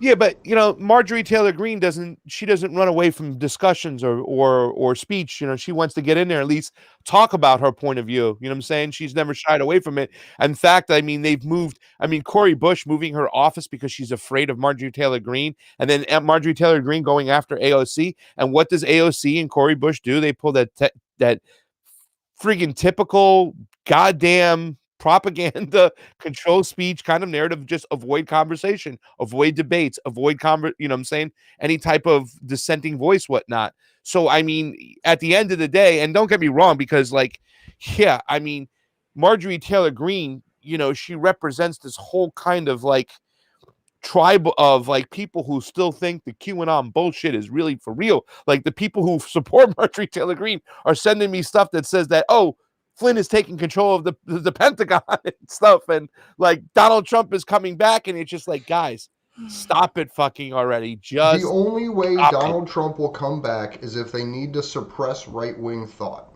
If the right gets too rabble-rousy, they'll walk Donald Trump out to give another 4 years of fucking over civil liberties with them being okay. That's the only reason that Joe Biden got elected, in my opinion, is the fact that they needed their Trump card in case right-wingers got rowdy. Yeah. And then they can give him the presidency. They can all say, oh, we won the Second American Revolution again, and then move on with their day for 4 years until they. And that's all it is. They just play each other. They play each side off of each other, and however they need to. I mean, they just bounce back and forth between whatever they need. They're very good at I mean, I know I'm gonna get the whole. Where's your tinfoil? Come on, y'all. People, I love it when people are like, "Do you really think that these guys like get together in a room and like plot things out?" Yes. Have you ever seen the board meeting of any corporation? That's what a board meeting is. That's what they're doing. The really rich elite people are getting together and like plotting how they can fuck you over for their own personal benefit. Yes, that's happening. Learn to deal with that fact, please. That is legitimately happening, and they're like scary people. And they don't give a shit about you, and you need to start paying more attention about what they're doing, because it's not great. That picture of Julian Assange, is that the one from Artsy Marxist? Yes. Artsy_Marxist. Yeah. Listen, why don't you bring that close real quick? I'm going to run upstairs and get the picture that I just got framed for Fiorella from Artsy Marxist. Okay. It's an awesome Fred Hampton. I'll be right back. Okay. Oh, I forgot I was plugged in. Oh, I fucking love Misty. That was great.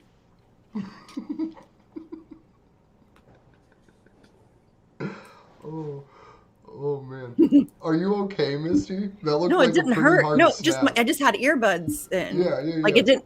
No, they just popped out. Okay, I was just making sure you were. It wasn't dramatic at all. No, they just popped right out. I just forgot I had them in. They don't even fit that well. I thought they did, but no, I can't wear earbuds. They just like my ears are too big. They just fall out. They just don't fit right. Yeah. I mean, it's not like bad, but they maybe it's because I talk too much. They wiggle around a lot. It's probably the smiling, because when you smile your ears move a little bit, and we do laugh a lot, which is good considering what we cover. You need to be more serious, Misty, and then your earbuds will stay in place. I can't, y'all. I cannot be more. The shit that we deal with, I have to, like, gallows humor. I would not survive otherwise. That is my coping mechanism. Don't take it away from me.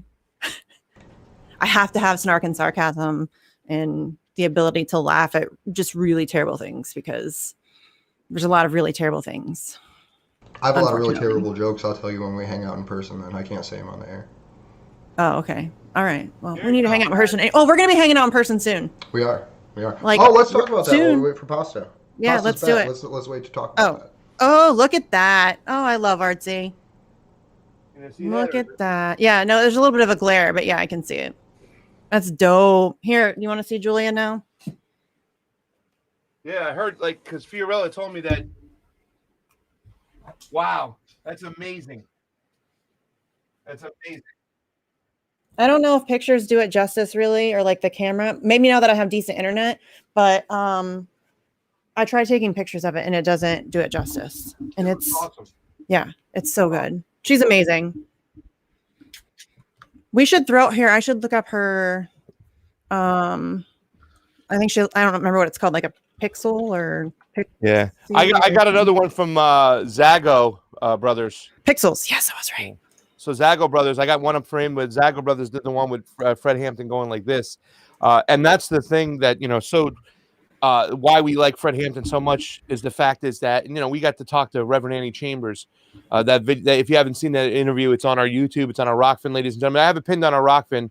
Please check it out. It's Reverend Annie Chambers. She's an old school Black Panther and stuff. But Fred Hampton with the Rainbow Coalition and just bringing people together to get people to understand, like, hey, man, it's us and them. You know what I'm saying? And we have to realize that we have differences down below. We have to work them out and stuff. And I think Andrew said it so best, so eloquently. He says, first we have to get the guillotine, and then we can get in the room and work things out after we use our guillotine to get rid of these assholes above who are controlling. Yes. Okay. So this is my point, Pasta, and I'm glad that you're bringing this up because I think that people need to recognize. This is just my opinion. Come for me or don't. I don't give a fuck. But I love when you we do that. cannot deal with like the little intricacies of like how we want society to work until we handle the problem, which is the system and the establishment in which the way it is now. And we're going to need each other to do that. And then we can disagree on everything. We just talked to Adam Kokesh. I don't agree with Adam Kokesh on everything, but we just had a conversation about some shit that we do agree with. And we had a little bit of a debate about some things that maybe we don't. And we all made it out okay. Yeah. We're all doing just fine. Like, I still disagree with him on some things. I'm sure he still disagrees with me. And that's okay. But on some of the bigger issues where we can find common ground, listen, I want to get shit done. If you care about something and you want to get it done, what are you going to do? Like if somebody that maybe you don't always agree with all of a sudden decides to start fighting for Medicare for all, you're going to be like, no, fuck you. I won't work with you. No, welcome to the club, homie. Let's go. Well, let's go get this thing. I think Magnus is the great example for us, what we experienced. And we all met at Magnus. We've become friends with him. I consider him a friend. You know what I'm saying? That we got a lot of pushback from people on the left because what they did was they expanded what it is to be a racist and a Nazi. You know what I'm saying? And saying that, they're trying to get into people's thought process. Well, that person thinks like a racist, or his ideology or his politics make him racist. So he's a racist. So don't talk to him. Cancel culture. You know what I'm saying? And I was just saying, Andrew, while you were gone, that, the thing that we have to do is, I think that you said it so eloquently, is the fact is that we have to use the guillotine first. And once we get rid of all these assholes, then we can get in the room and decide about what we want to do and stuff. But even that conversation right now, and this is the thing, the masters that be at the top have people so pitted at each other's throats, and it's like coming from that activist progressive field, seeing the way these people act and what they say, and and I've gotten phone calls, and when I was talking about Adam, it's like somebody called me and was like, I don't know what's become of your show. You guys become so libertarianish, like our eyes just pop up. I was like, wait, freedom of speech used to be a left issue. Election integrity. When I spoke to Garland Favorito, who's in Georgia, he goes, it's so crazy right now because all these Trump people, all these patriots, these conservatives and whatnot are now learning about election integrity, and they're taking it serious, where it used to be just a group of progressives on the left were the only ones fighting for election integrity. That was the craziest thing I learned on January 6th, right? We were in DC. It's not a secret. Yep. Talking with the Trump supporters on the ground, literally just having conversations with people about Julian Assange and WikiLeaks, but trying to relate it to Trump and the elections, talking about Bernie Sanders and how the election was rigged from him. It came out in a public way. And the majority of the people responded with a sentiment similar to, I wish we would have stood up then.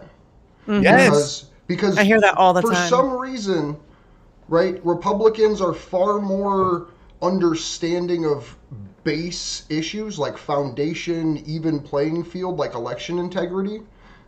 And maybe it's not Republicans. It's probably a bad term to use, but there seems like Yeah, there's the far labels more are people, weird. yeah, there seems like there's It's far white more privilege. people on different ideological political spectrums than the progressive or at this point socialist left that actually support foundational issues rather than wanting to control space weapons. Yeah. I'm so glad you brought that up too, as well, because I keep telling that story. Like when we got to the Capitol, we were about 1,000 yards away from the steps of the Capitol before things went down, or we had already gone down and tried to go down a second time. And we were on that little stage that was kind of up there, and somebody was asking, "Where are you from? The Convo Couch. What do you do? Why you're here? Whatnot?" And I'm like, "Well, we're actually leftists, but we're election integrity activists." And we got involved in 2016 when we heard, Bruce Beavis say, they can go in the back room full of cigar smoke and pick whoever we want. And that patriot, and I'm going to say it because that's what they like to be called, with his Trump hat and everything, looked me in the eyes and said, "You know what? I'm sorry we didn't say anything then." Like literally what you're talking about, Andrew. It's like, I'm sorry we didn't say anything then, because they saw it coming back to bite them on the ass. And then there's times, I talk about election integrity. I talk about with my friends, and I've built a relationship. I got Congressman, Assemblyman Fincham's number in my phone. I text him. We talk. Sonny Borrelli, a senator. We talk. We talk about election integrity and everything. And we talk about these issues right now that they have to be changed and whatnot. And they even said, like, the fact that we didn't pay attention to that then, it's come back to bite us directly in the ass right now. And yeah, when it comes to those things, it shouldn't be about like partisan issues. It should be a nonpartisan issue where everybody's like, this is our voice. This is our freedom of speech. This is our choice. We have the right to choose our representative government officials, and we should be able to do it, whether you're Republican or Democrat. But yeah, And we should have is more. funny to Yeah. go full circle. Sorry, man. No. You're fine. You're fine. No, but you're right though. Like it's it's like common sense shit. And I think that a lot of people recognize when something is obviously as fucked up as election integrity is. I mean, what bothers me, honestly, is the progressives who, like Trump supporters. I mean, I've had the same conversations with some of them, and I'm going to get shit. You're excusing Trump supporters or you're whatever. No, I'm not. I'm just saying in this certain situation, I've heard that a ton. We should have stood up for Bernie. We should have, made noise about it then, blah, blah, blah. Like the progressives, Bernie Sanders won't even talk about it. He won't even talk about the fact that he got screwed over. And so what the fuck does that mean? Like you won't even, his like a ton of his supporters won't, I mean, will mention it, but they won't fight back against it. They're not doing anything about it. Alexandria Ocasio-Cortez and all of these people, they're not doing anything about it. They're not talking about it. They're still voting for Nancy Pelosi for speaker. And when she helped orchestrate Bernie Sanders getting screwed over, it's that's what pisses me off. Like I get shit all the time. Why are you so mad at progressives, but you don't ever talk about Republicans? I didn't expect anything from the Republicans. I never expect anything from Republicans. They're not on my side. Like if we can find some things we agree on, fantastic. I don't expect anything from them. But people who claim to be on my side, I expect them to not go back on the things they claim to agree with me about. That's, I mean, call me crazy, but that you shouldn't get to tell me one thing and then go do another and maybe okay with that. Republicans aren't telling me that, you know what I mean? I don't expect them to do that. So the thing that's also disturbing too is like the squad and all these other people like Jayapal and did I say her name again? Familiar Jayapal. Right. I said it right. I think that's right. I always say it wrong, but I'm really terrible at names. So yeah, me too. But I mean, the fact that they're not even just kind of like, pushing back against it. They're trying to solidify what happened. Like, oh, he won the election. Enough is enough. Just shut up and go away and stuff like that. And, and look at the Julian stuff, right? Like you talk about, look what Julian's going through. Look how they're torturing him. Look what he gave us. Look what he's done. Oh yeah. But they put out there that he's a sexist and a rapist and whatnot. And therefore they don't even try to support him whatsoever. They kind of bring this stuff up like this accusation that has surface level thinkers. Yes. And they bring that, but that's what they do because they have picked the right people to lead these progressives because they're all about emotion. They're Mhm. all about I mean, AOC with her bullshit lines. I got up here because these people fought for my queer friend to have the right to vote. Like, what the hell does that even friggin' mean, AOC? Like, you know what I'm saying? But she understands, and the squad and all these people that were selected and put there, they know how to control and sheep herd everybody. They know exactly who their people are. And They use idpol as a weapon, and it's gross. Yeah.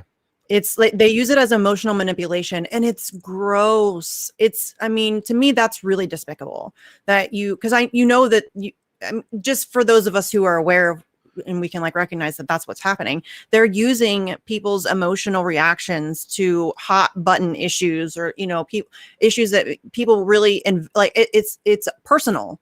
You know what I mean? That's why it's identity politics, because you've kind of taken that on as part of your identity. And when anybody attacks something that you feel is part of your identity, you're going to, react emotionally. Probably you're going, you know what I mean? It's much easier to control you on those issues, and that's exactly what they're doing. And those are important issues. Absolutely. That's why I find it disgusting that they're being used as a weapon against people to keep people divided and fighting, so that we don't pay attention to, things that are going to just kill us all. It works, though. It works.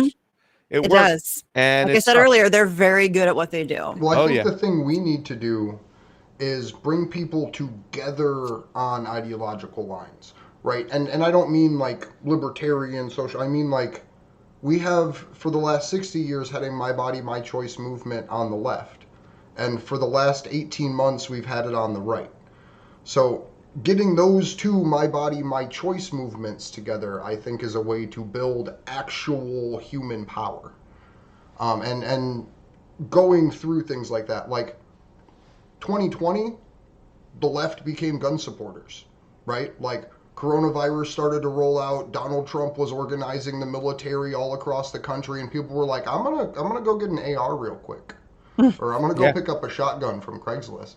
So there's this really big opportunity to unite people on principle rather than through political belief. It's just we don't have that avenue, I guess, to reach those individual people with that message, because there's no reason a feminist shouldn't be marching in an anti-lockdown, anti-mask protest, because literally the way the laws will be changed, Roe versus Wade is going to go away to allow for mandatory vaccinations, and it's not going to happen under a Republican president, because what people don't know, Roe versus Wade is built on the idea that you have the right to privacy from the government, that they shouldn't be able to know whether or not you got a medical treatment, not an abortion, but a medical treatment. And that's going away. And the people that cheered and fought for Roe versus Wade and have defended it for decades now are the ones cheering its removal by saying, no, we want these masks and we want these vaccinations from the government. Yep. Everything has changed. Everything is flipped on its side. Yes. It is really weird and backwards. And everything. It'll be the right? So it'll be the people that want the destruction of Roe versus Wade, that want bodily autonomy at the same time, like you're not vaccinating me, but you're not allowed to have an abortion group that's going to oversee the legislation that brings down abortion that then makes them wear masks and get vaccinated. It's like, okay, so it's like the establishment is like holding our hand and like, why are you punching yourself? Why are you punching yourself? Why are you punching yourself? That's what we're doing when we're getting all pissy amongst ourselves instead of dealing with them every time. That's what we're doing. Yeah. Well, as soon as the further we go along with this, and the more people, I think there's a lot of people who are like, they're just fed up with the whole COVID fucking control scare tactics. And they're like, you know what? I'm not going to wear the mask anymore. You know what? I'm not taking the vaccine. I had it before. I heard about ivermectin. I'll take that. You know what? The more we can do that, the more we can continue to do what we've started. You know what I'm saying? Like adding the fuck censorship to the Action Assange thing. We had Rachel Brunke come in this time in California from the anti-war movement and stuff. We just got to continue to do that. In fact, I'm going to be speaking to Franco in a little bit. I think we should get together and throw a festival. Really, I really do. Like we have, freedom of press panels, election integrity panels, civil liberty panels, anti-war panels. Do something like that at a festival get outside, let's have food, let's talk, let's communicate.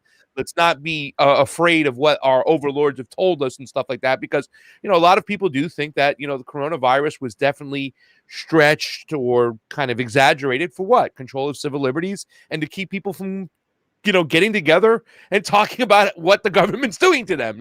They had to slow everything down. Yeah. And with fear, they're able to kind of like coddle people back in. So I think we have to continue to do that. Andrew, we've talked about this before. I love your whole your game planning and your ideology to do this. And that's why we jumped at the opportunity. It's like, okay, you got action for Assange. Let's bring fuck censorship to the game, because there are people who can be pissed off about censorship. Maybe we can bring them in and they can talk about, well, look what's going on with Julian, and we collaborate. We have that common ground, the anti-war. You know what I'm saying? So we got to get back to it. We got to do it. And I think nothing better than a festival, maybe out in Colorado or something, where the air is nice, and get some vitamin D and some vegan food and have some fun.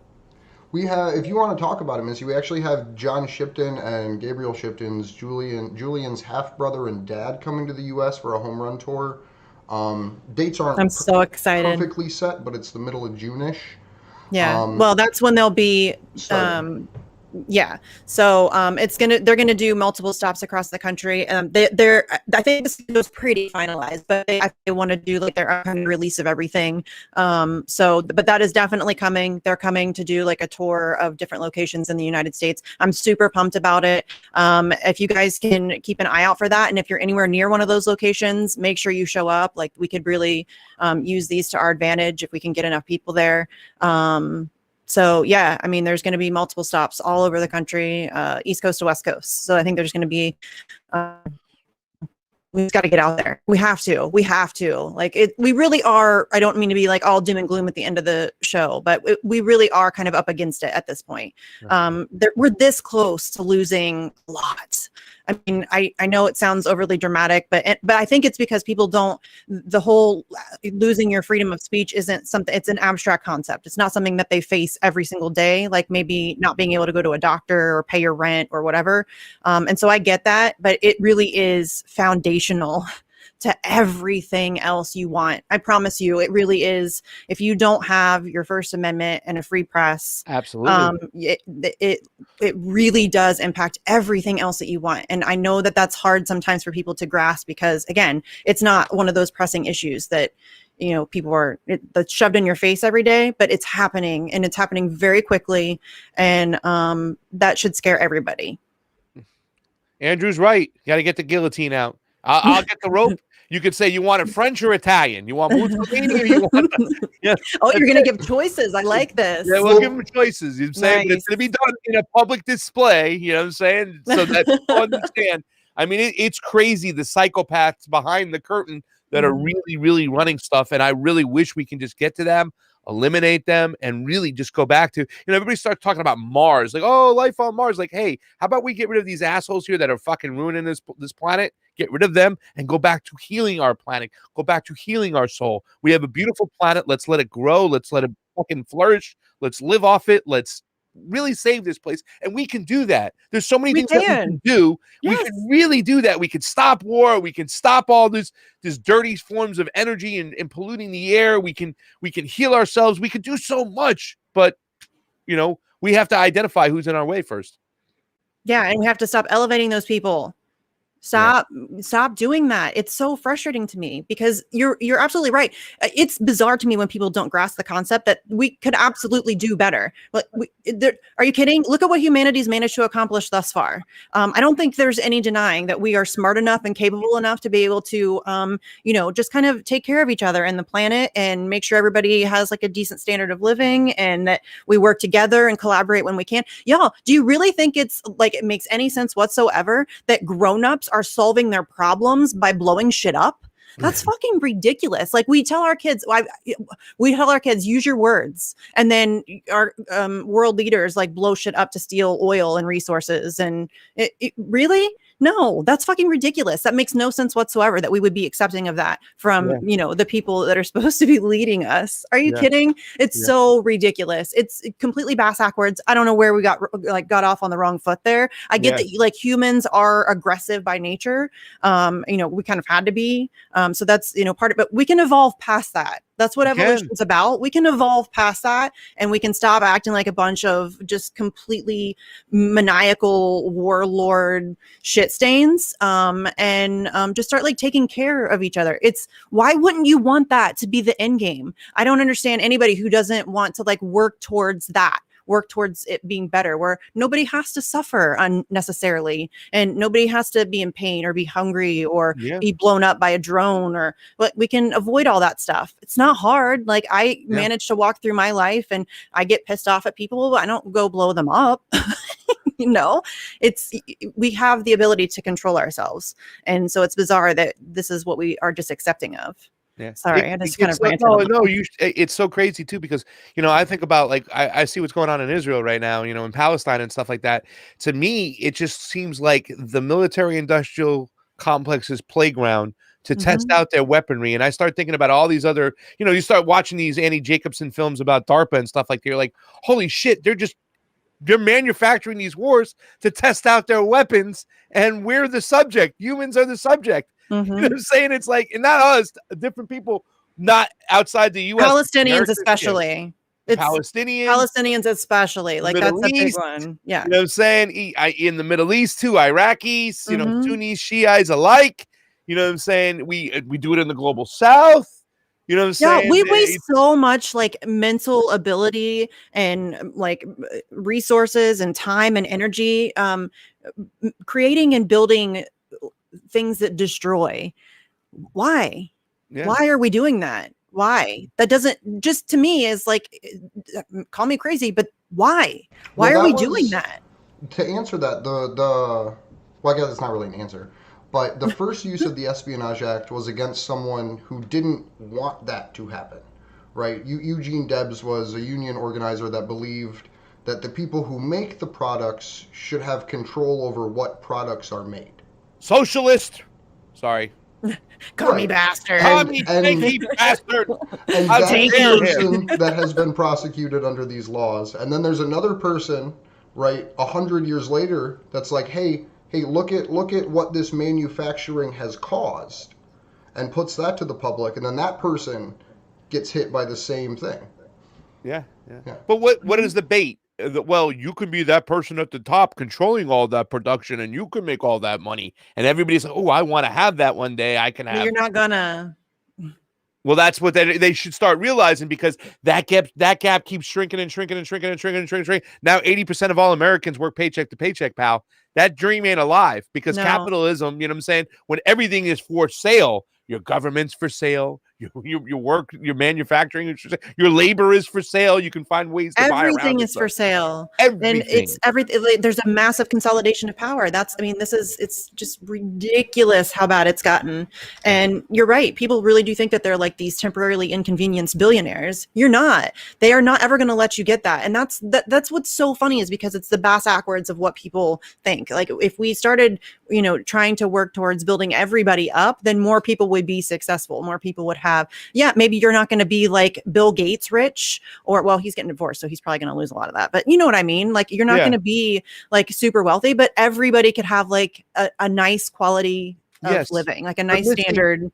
You know, we got to do what you said in the beginning. We have to go commune living, right? We got to go out there. We got to show the happiness we can all have, our fam, just living off the land. You know what I'm saying? Like, you know, campfires and guitars and singing and eating clean food, and just, you know what I'm saying? It's the little things, I think, that we've taken for granted. Humans have taken for granted, and they look at the shiny things. So we got to set the example. So let's start looking in Arkansas or someplace. Let's get some land. We'll grow a lot of berries, and we'll make jam, and we'll sell the jam to pay for all the commune. And then we'll have all our engineers build sources of, you know, energy for us, and, you know, and obviously I'll do a lot of cooking, and, you know what I'm saying, we'll do I'll do a lot of eating. I like to eat. we can also solar power mine Bitcoin, you know what I'm saying, and other stuff, and solar panel, and then we'll just do our show and have a network just living off the land, off the map, off the grid. And I would love that. People how happy we all are. Cats running around, fucking raccoons, all 9 yards. I think that sounds beautiful. So the one thing that you have to be okay with, though, is the only way that I know that I've won is that I've learned to play bagpipes, because that takes years to master. So as long as you're cool with me learning bagpipes on Totally our cool. commune, then Yes. we're good. Listen, Alrighty everyone will then. get a turn going around the campfire. It's like, Andrew, grab those bagpipes, and the raccoons will be dancing as you're doing the bagpipes. Go ahead, This is starting to sound like a Disney movie. Rocket. It's starting to sound like a Disney I love movie. it. I love where this is going. I'm down. We got to lead by example. We got to show people that less is more, and we can be happy with it. Whoa. What happened? Billboard update. We're up to 6685, fams. What? Have you heard about that yet, Pasta? I don't know what just happened. What? We just got like really hooked up. Oh, we donated.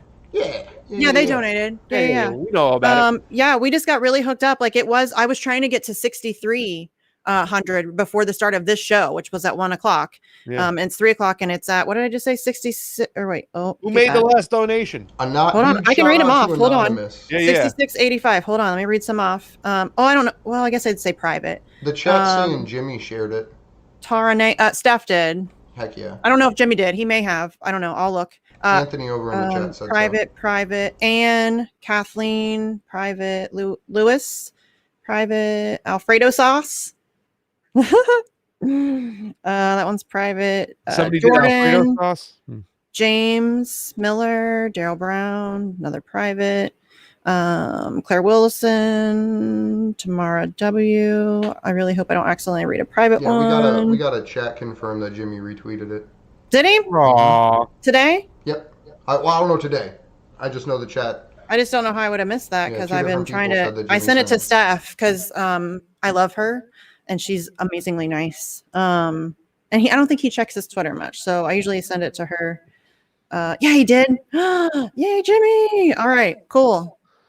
That helps. That's okay. That explains now why He gets a lot of shit.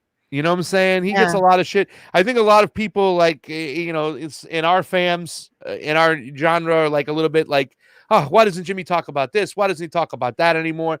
But people have to realize that he's still talking to somewhat of the mainstream. Like, he's there to combat, the John Olivers and the that Trevor Noah jerk off from the Daily Show and Bill Maher and stuff like that. And, it's okay for us, our people who are getting more nuanced, who are part of the show, who used to watch Jimmy religiously, to graduate and move on to different shows to learn more. And that's okay. You know what I'm saying? And people should be accepting of that and not so upset with the dude. You know what I'm saying? Because I love Jimmy. I don't agree with him on everything, but pipeline. That, what's that? Like intellectual pipeline. Like you get put into the funnel there, and then by the end of it, you're like, I'm pretty sure this is paramilitary. Yeah. The thing is that, I don't watch Jimmy like I used to religiously. Every once in a while, I think I've watched 2 shows in the last month. You know what I'm saying? I so happened to be watching a show of like 20 minutes where I was able to text him something because he couldn't remember Reverend Annie Chambers' name. He's like, yo, Reverend Annie Chambers. And he was like, and he talked about Reverend Annie Chambers, and it was great. And, he's always, he's great. When I was out in Arizona and I saw what the mainstream media was doing, I was like, damn, I hope there's somebody out there that can combat like the Daily Show, trying to mock the whole situation and you know what I'm saying? So that's why I got a lot of thumbs up for Jimmy. His whole, he went to Afghanistan. People don't realize I'm 48, right? So I remember Bob Hope, and I remember what Bob Hope was doing. He used to go and entertain the troops, but it was very justified what the troops were doing at the time. You know what I'm saying? And it was confusing to me. I'm like, so he's there and whatnot. When Jimmy took over that role, it was about telling you that your government is screwing you over. Oh, we reconnected. Hey, we're back online, I think. But I don't think we were ever offline. I think we were. I think we were. We went down for a minute. We were. Yeah, Rockfin said we went off. Yeah, but the Islanders are about to come on, so Yeah. Do you want to wrap shout it out up, the y'all. Solution Summit before we go, and then we'll head out? Oh yeah. Yeah, today the Solution Summit, I think it starts at 4 o'clock, right? It starts at 1 o'clock. I don't know, 1 o'clock our time. Is it starting soon? I think it's starting soon. I got to figure out the times. I need to check it out. I have shows today, so. There's a bunch of panels today on the Solution Summit. It's by our friend from Independent. Is it Indie Left? Those dudes. Indie Left and KRTD Media. Yeah. Working in collaboration, a bunch of panels. Mark Charles will be there. Shahid Buttar, Howie Hawkins. Different panels going on, and then eventually we'll get to some of the independent media folks like me and the Hardlands media boys. Kit and Daniel will be on the same panel with Bruno Franco, Frank Analysis. Love him. And then Fiorella's on the Powerhouse panel with Jimmy Dore, Ron Elwood, Ron Placone, Graham Elwood, and Justin Jackson, who I've been talking a lot about right now. And that's an avenue, guys. I know you guys probably aren't into sports as much as I am. I think, Misty, you are a little bit from the OHIO stuff. Yeah. A little bit of Buckeye in you. But it's big what Justin Jackson's talking about right now. There's been no athlete who's opened his mouth as much as him and has been as nuanced as much as him. I mean, I think about history, and I was a sports fanatic. Like I was like living sports 24/7. I think about Muhammad Ali when he talked about against the Vietnam War. I think about Jackie Robinson, who not only broke the color barrier in professional baseball, but he also joined the Republican Party to vote for Nixon because he felt like people of color needed a voice within inside the Republican Party, and that we shouldn't look past the awfulness of the Democratic Party, what they represent and how they're duping people. In other words, he listened to Malcolm X when he said, "You're chumps for voting for these people." So he publicly said free Assange. That's Justin Jackson did. Yeah. That's a big fucking deal. That's brave as shit. That is brave as shit. And we asked him, well, like, hey, listen, when you wear your cleats next year, because I think, people are talking about, when it comes to the movement, they're talking about end racism and Black Lives Matter and stuff. And that's very important. Nobody says it's not. But it still doesn't point the finger to the elites and saying, well, let's look at these guys. Why don't we have sneakers that say end poverty or end homelessness or Medicare as a human right or free Julian Assange? We actually put those questions over there, and we presented some of those things to him. And it's interesting to see what happens. The NFL does not want to see Justin Jackson succeed. The more that Justin Jackson succeeds, the more his message gets out there. The more people will start looking into him and say, hey, what's Justin Jackson talking about? He has his own podcast. What is he talking about? And they'll open their eyes. That's why I said it was even big for Kyrie to even mention it. Because their owners don't want them to mention this stuff at all. No. These owners are the elites of the elites, have billions and trillions of dollars. They're part of the whole machine. They don't want them mentioning this stuff. They want them playing basketball and football and shutting up. Millions of dollars a year, the NFL, millions in military advertising. Totally. So to see Justin Jackson succeed this year, and I really hope he does. He's a good running back. He's got a better coach for him right now, more suited for his offensive skills because he can catch balls out of the backfield. He's a really smart guy. I want to see him succeed. And I'm not ready to give up completely on my fantasy football. I have a couple leagues. I'm going to draft him to make sure that he's on my team this year. I might even draft him with the first pick, just to make a statement to say I'm supporting Justin Jackson. But it's huge. And if we can continue to get that message out there and more players alike like him, listen, it will just take a couple players. And this is why I can't stand LeBron, because LeBron won't do this. But maybe Kyrie, maybe Justin Jackson, maybe Colin Kaepernick would take his head out of his you-know-what and stop saying, screw Nike. They're about oppressing people over there in Indochina and all these other countries. It's slave labor over there. We need to not do that. Bring it home. Do what Michael Moore said years ago. Open up a factory with your own brand in Flint, Michigan, or another impoverished areas where people want to work and do a double take. Get away from taking advantage of cheap labor, slave labor, and provide jobs at home. They can do that, and that's what I'm hoping. So I'm really hoping for the success for Justin Jackson, and I hope he thrives this year. And it's just it's great to see him on, and I'm very interested to see him on the panel today with Fee, Ron, Jimmy, and Graham. So we'll see how it happens. And I'm pumped for KRTD too, because they're a small media group. Like on YouTube, they're very, very, very tiny. Like they can't even have the choice to be demonetized yet. Who's that? KRTD, the group that's like organizing. So I'm super pumped that they were able to get so many big people involved because it's super important. Well, if they do another one, we told them they have to have an Assange panel, and they have to. They are actually. I've been talking with them, and their second one, they're going to have an Assange panel included in there. And they should get the people from Roar Media. Those are our other people that we do some work with over there. You guys have met some of the Roar people. I just interviewed them on Facts on the Ground last week. Yeah, who? Shanda, Amber, and Oz. All three of them. I didn't see that episode. Yeah. I heard you had George Samwali on, huh? Yeah. We've had him on a couple times. I have to reach out to George Samwali. I love him too as well. Yeah, he's great. In fact, and they have an amazing story, and it was so great. Wasn't it great when they came to DC and we were all in the house together and having so much fun? That was just fun. Amazing. I love Shanda and Amber and Nas. They're amazing. It's always fun to get together with people. It's like you're surrounded by your people, like that get it. That I don't have to like explain something, or everybody just gets it. It's nice. And they watch your shows and stuff too as well. When you start talking with them, I'm like, wow, these are supposed to be the Medicare for all people from Washington over here, and so I hope they're part of the next thing too as well. That next one. In fact, it'd be a great time to advertise. Our first show will be this Thursday. We're going to do a Convo Roar collaboration. Me and Shanda are starting a show, and we're going to announce that on my show. By the way, what's that? She announced that on my show. She's like, this is the first time I've ever said it. Yeah.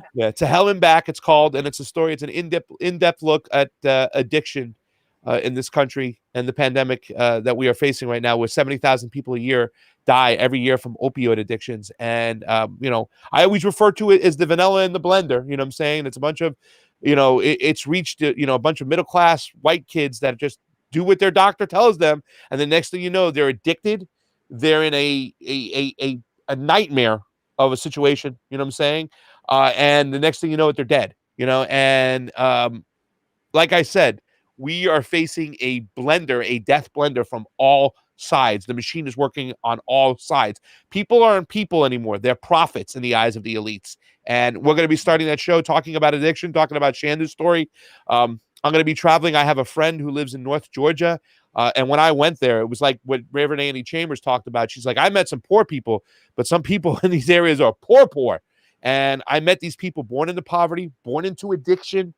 And we're going to highlight those stories and get it out there and expose this death cult that these doctors have just, hey, take this, you'll feel better. And the next thing you know, you're trapped, you're addicted, and you're done.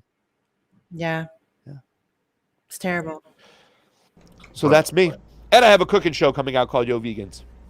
That's kind of fun. You need a cooking show. I can't believe it took that long. Channels, or will those be on Combo Couch and Roars? We'll spin them off Combo Couch. To Hell and Back, we want to hit the Rockfin up and get it. So what we're gonna do is we're gonna do Roars regular Rockfin and the Combo Couch's premium Rockfin. And then we'll probably air it the next day on YouTube, but it's going to be live streamed on the Rockfin channel. And we want to get these guys pumped up and get them more like we want to do for them what was done for us by all our friends, and what Nico did, and what Jimmy Dore did, and and Ron and Graham, and helping us get our information out there and get us seen so that we can grow to the channel we're at. Well, we just want to pay it forward now too as well. And not to mention the fact is we just love working with Roar Media people. We feel like they're fam, as well. We just have that connection. They always have our back. They're just amazing people with amazing ideology, and some of their stories are so just amazing.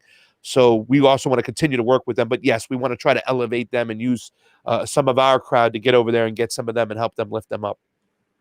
So that's really cool. I'm super excited about that. Yeah. I can't wait. And we know people in our circle too who've beaten addiction, who have beaten the doctor.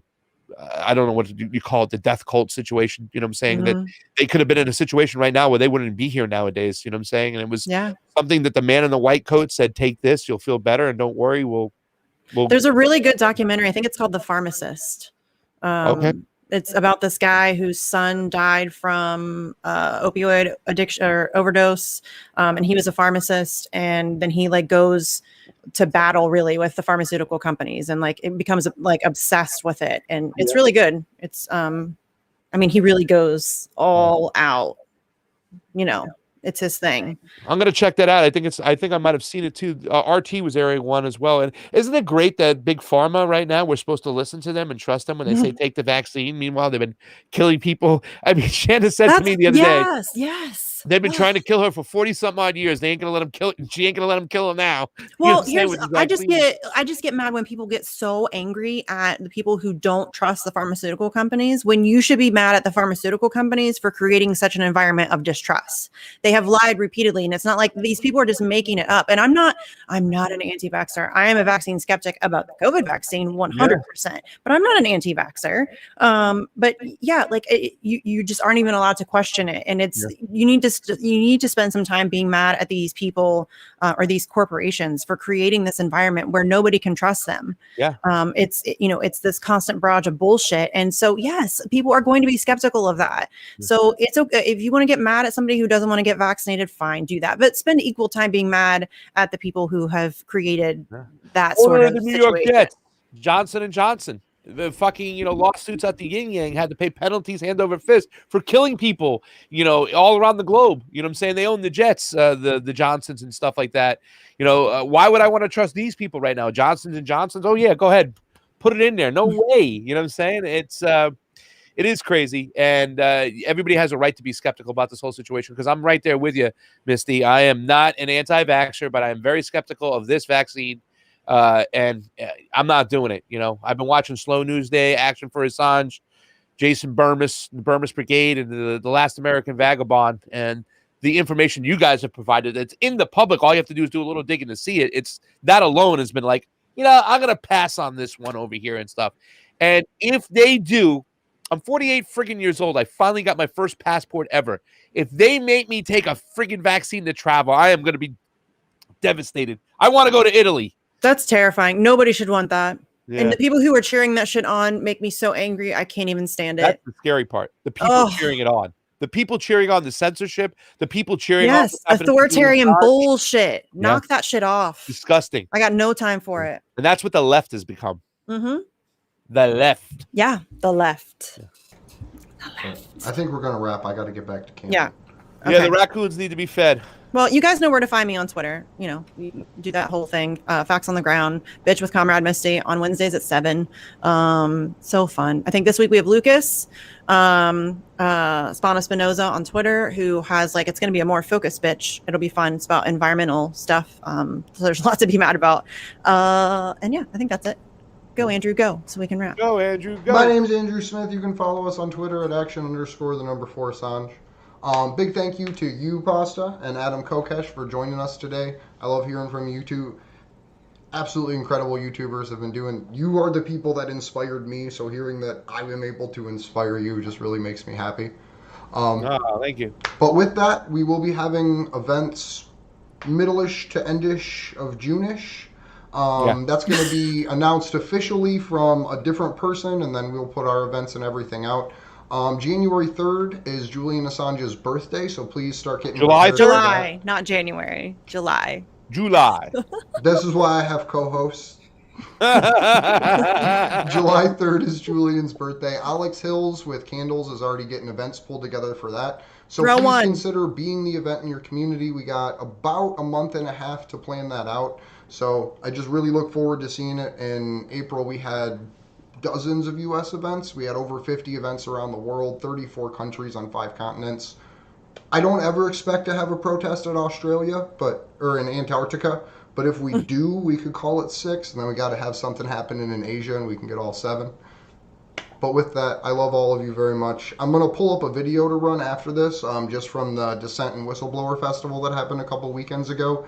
I tried to stream it last time, but everything in my computer was working well. It just looked like YouTube dropped the stream on us. So I'm going to put that back up there again. The person is someone who was an academic for decades that got labeled a terrorist and later acquitted, and his story is pretty fucking incredible. So I look forward to playing that for all of you after this.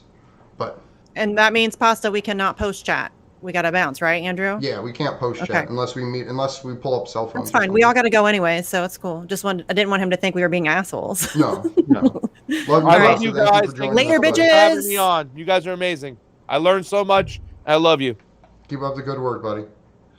Later, Andrew. I'm still here. I'm getting this video pulled up for everyone, just so you know, for the little bit of a time delay.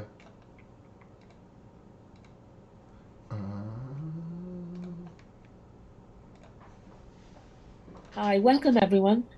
I'd like to introduce to you Professor Sami Al-Arian, who is our guest today at the International Festival for Whistleblowing, Dissent and Accountability.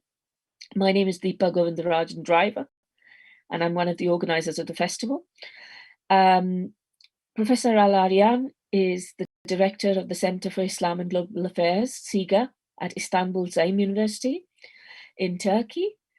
He was an academic, a civil rights advocate, and a Palestinian activist, and also an engineer in the US for more than 30 years.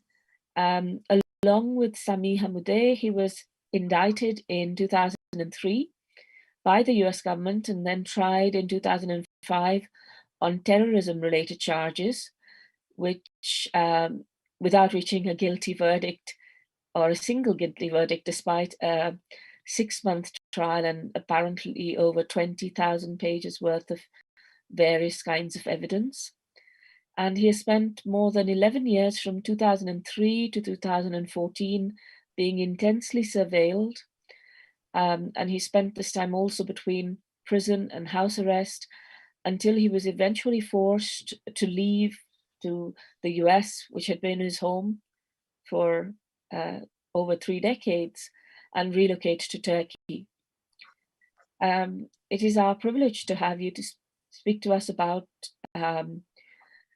your own experience and your views about the US criminal justice system and how it engages with individuals such as yourself who are seen as dissenters, who are seen, especially your ill treatment was markedly after the 9/11 attacks in the US, and from what I read and understand, a serious attempt was made to shut down a lot of pro-Palestinian activism before that, but also particularly after that, and classify activism, not just Palestinian activism, but many types of activism, as terrorism. And of course, there is a parallel to this in the Islamophobia that you see through Guantanamo. So I'd like to invite you, Sami, if you would tell us a little bit about your own experience of the system, and then perhaps answer a few further questions. Over to you, Sami. Yes, thank you very much for inviting me. I'm pleased to be with you, and I'm supportive of your efforts. I was 17 when I went to the United States, right after high school. I went there and I got my bachelor degree, my master's degree, and my PhD, and then I became an academic professor at the university, and then I became tenured in that university. This whole thing started in 75. By 86, I was an academic and I was teaching at university. During this whole period, I was active in different organizations, student organizations, as well as community organizations. I was vocal in the support of Palestinian rights, as well as other efforts, particularly within Islamic organizations and human rights organizations. I also started building communities in the place where I was teaching, which was Tampa, Florida at the time. And because I became more observed, more seen, other special interest groups, particularly Zionist groups, started targeting me. When I give lectures or I go to try to address certain items, you will always have some kind of protests. They tried to derail my tenure. When I was up for tenure, they failed. So I was tenured in 92. And I was facing, but it was just, the standard, when standard charges, because once you get involved in Palestinian advocacy, automatically you're being branded certain items, certain charges. But these became more frequent. And then one of my colleagues also, who was with us, went back to the Middle East and became a leader of a resistance group. So that brought more more surveillance and more interference in terms of my position at the university, more calls for me to be fired. But because I was tenured, all these efforts failed. There were several investigations in the university that were that cleared me. So I was suspended for a year, and then another year, and then I came back. At any rate, my house was raided by the FBI in '95. They took everything, my office, and also we have a small research center. All of them were raided, and they took, thousands and thousands of documents. And then eventually after 9/11, these special interest groups, Zionist groups, renewed their efforts, tried to get me fired. While their first attempt failed because the university administration basically supported me. In the second attempt, they were able to get the university president, who was a Zionist herself, and she had even Zionist charities and Zionist foundations in occupied Palestine. She tried to fire me, but she wasn't able to because I was tenured. And then all kinds of groups started supporting me, teachers' unions, professors, advocacy groups, AAUP, the American Association of University Professors, and they put a lot of pressure on the university where she wasn't able to fire me, and they gave her an ultimatum. If she doesn't reinstate me by August of 2002, they will be censured. And of course, she went appealing to the US government, trying to do something. And I knew this, of course, after I was arrested and after I saw all these kind of discoveries, that they basically impaneled a grand jury, and they were able to put all kinds of evidence before them. A lot of it was really false evidence. At any rate, they were able to get an indictment, massive indictment. They were asking for, between me and my co-defendants, there were over 100 charges. That included the penalty for me alone was 3 life sentences plus 220 years on the charges that they brought. And immediately they put a lot of pressure on me by putting me in solitary confinement in a federal penitentiary without trial, where it's very difficult to defend yourself. You're 75 miles away from the actual trial. You don't have really direct access to the evidence. The evidence consisted of 11 years of surveillance, 472,000 calls that they recorded on 18 different lines that I had access to, over 400,000 pages, 21,000 hours, these 472,000 calls, 21,000 hours of recordings. It turned out that they did put some bugs in my house that I was able to get out, actually, because I suspected. And then in the office that I had, there were hundreds of bugs. And these recordings were brought also as part of the evidence. In one instance, there was an FBI agent who came and said they were physically surveilling me, whether I was going to the office, going to the mosque, going to the research center, even going to restaurants. They brought one picture of me going with a friend to a restaurant, and my attorney says, "Are you saying this jury that you caught my client in the pursuit of having lunch?" and his answer, believe it or not, he said, "No, sir, it was dinner." So it was that much, trying to but of course, none of that really was evidence against anything. These are obviously, most of it was we're talking about First Amendment activities, meaning these are free speeches. But nevertheless, they used about 400 calls in the trial. And this was the longest trial since 9/11, continuous. From opening till verdict was exactly 6 months, June 6th to December 6th. And despite having 100 charges, the jury returned 0 guilty verdicts. They were deadlocked on some because 2 jurors refused to deliberate once they saw that the other jurors were acquitting us left and right. And they refused to continue. And the judge, when he knew that this is the case, he stopped the trial. And they wanted to go for another trial. At any rate, after that, I reached an agreement with them that I will give up all my rights. I lived in the United States, by the way, for 40 years. By that time, when we reached the agreement, it was 31 years.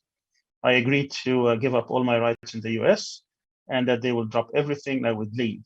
But after that, they reneged on that, and they had me trying to force me to testify in another trial, but it was a trap.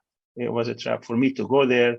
If I don't testify, then this is basically contempt of court in the context of a terrorism charge that's 25 years. And if I say anything, they're going to say that you lied, regardless of what I say, and that's another 25 years. So either way, they got me.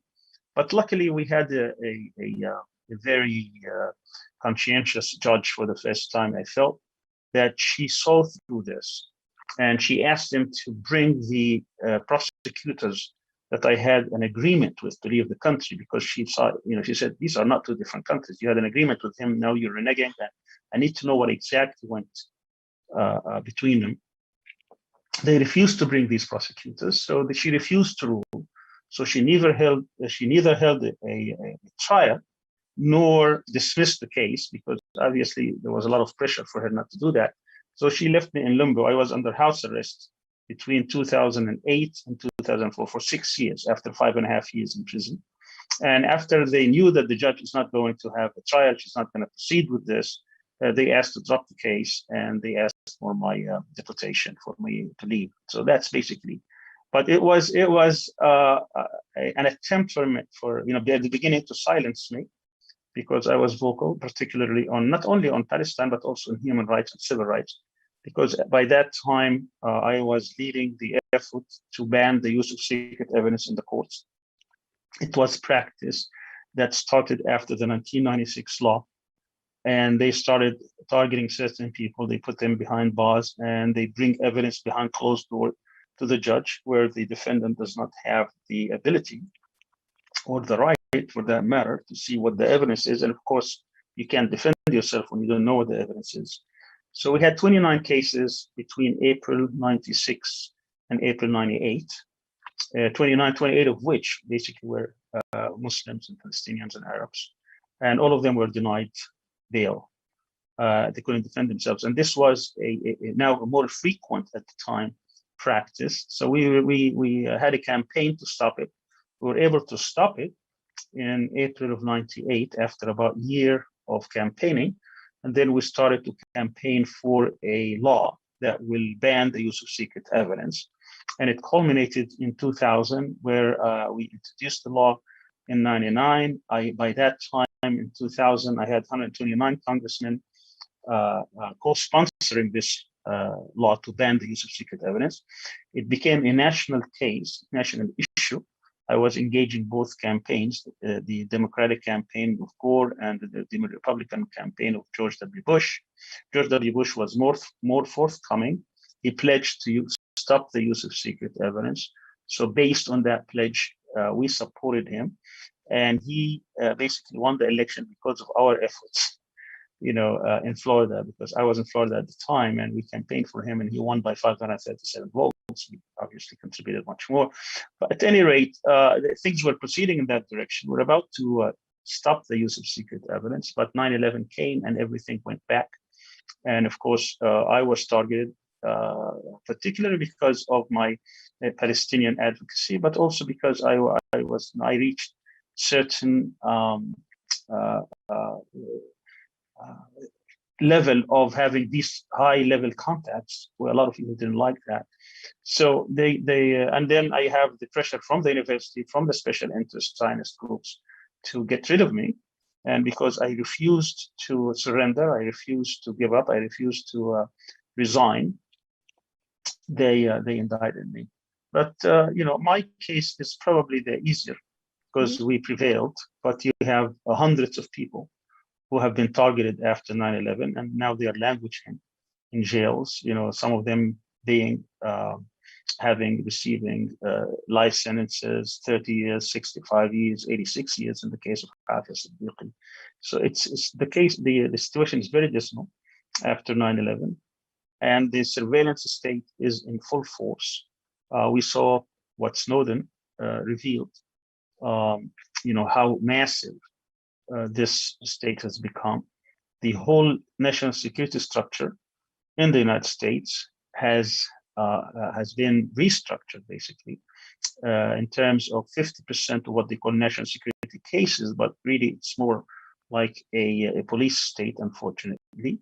where every single part of life has been under monitoring and has been under threat.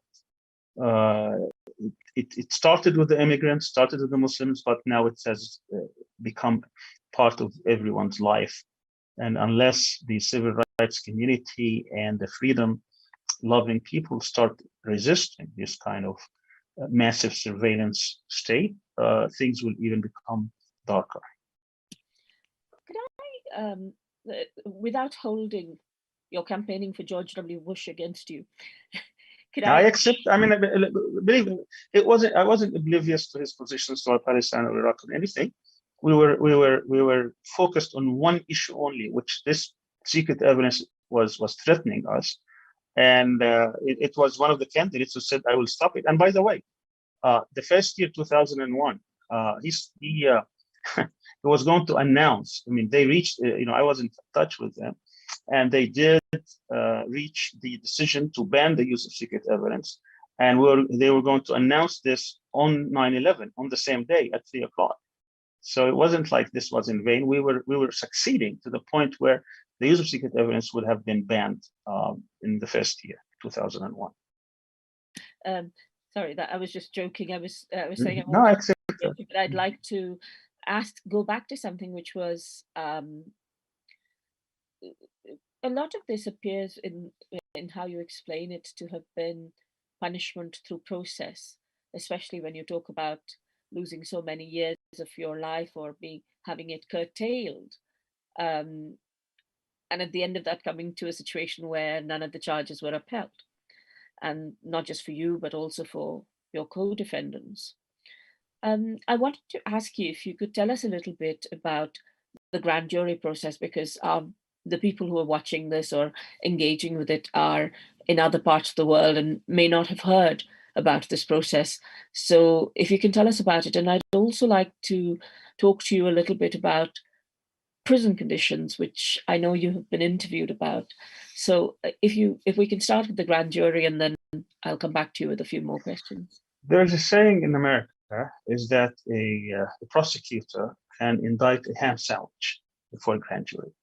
Grand jury is an extremely unfair process. What happened is that you impanel about 21 people or so, and they will hear only one side of the story. And if they are convinced that these charges that are probable, not necessarily that they have been proven, but that they could be proven in court, well, they're only listening to one side, then they will indict. Indictment is simply charges. Somebody is being charged. But once you are charged, it's really an uphill battle for the defendant to get out. The federal government is extremely powerful. They have all resources in the world. In my case, there's an estimate that they spent at least a couple of $100 million on trying to get me imprisoned. Just imagine when you have 472,000 calls. When they started in 93, so 93 to 2003, over a 10-year period, for them to convert these calls into CDs, that by itself, in front of the judge, said that cost them $550,000, just that process alone. They had dozens and dozens of translators. I remember that 6 of them testified in my case. They were translating for several years. One of them declared under oath that he made about $100,000 a year. So you extrapolate that.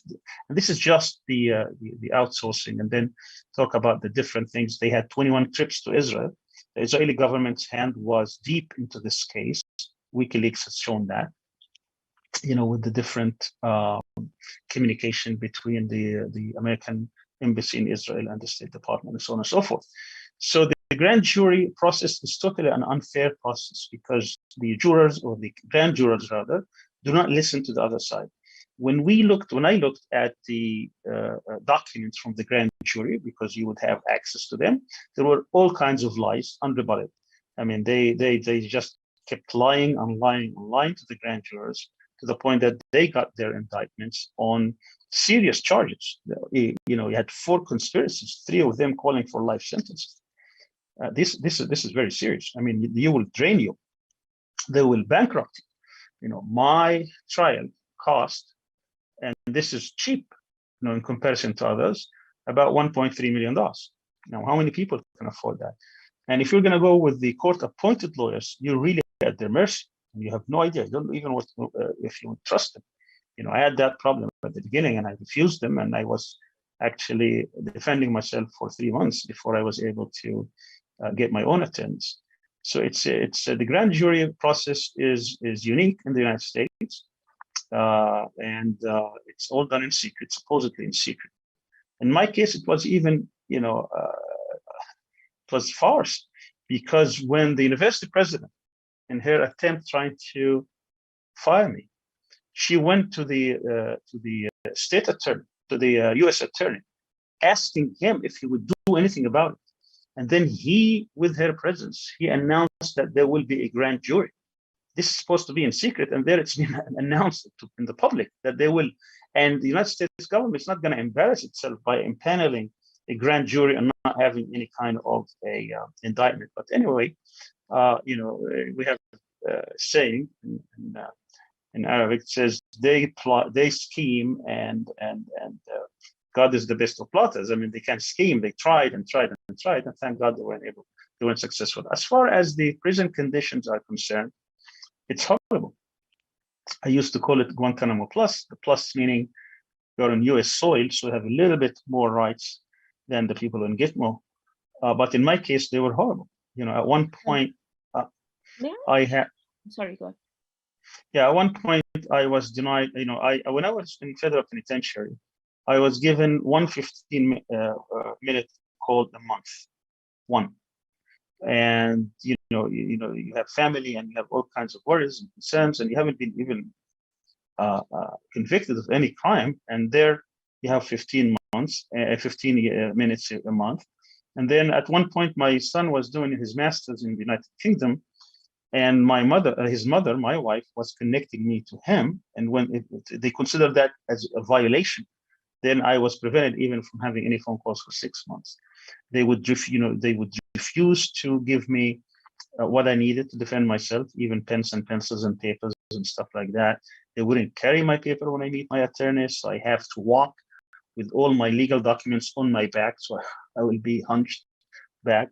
They would be using foul languages, all kinds of psychological torture. Where they have music in Guantanamo, they will use the fire alarms in federal penitentiary, where you would hear it. It's extremely deafening, and you are in solitary confinement during all that time. They will turn it maybe 10, 15 times a day, each time for 10, 15 minutes in the middle of the night, including. They will control everything. You can't control the lights in or out. You will be denied even things that are given to normal prisoners, in my case, even clothes during hard winters, cold winters. It was very difficult, particularly when you're totally away and isolated from everybody, particularly from family. So it wasn't easy. I mean, these are harsh conditions that are meant to break down the person so they wouldn't be able to defend themselves.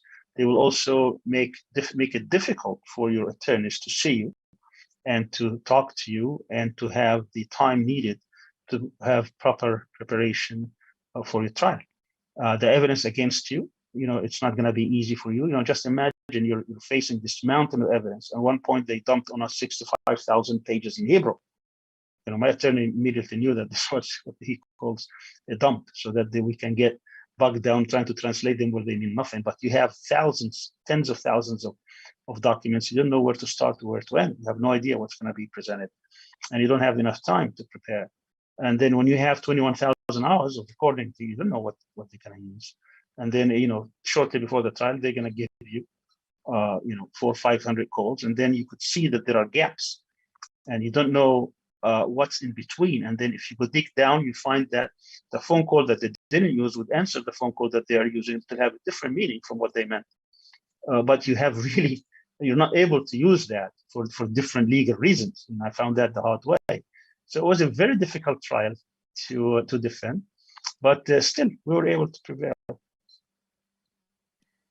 I was going to go back to something you said earlier. Firstly, of course, it's very interesting to understand that the grand jury process does not resemble a jury trial, that it's not an advanced or a more sophisticated jury trial or of a higher standard, because you assume that when they say the words grand jury, it is grander and more and better.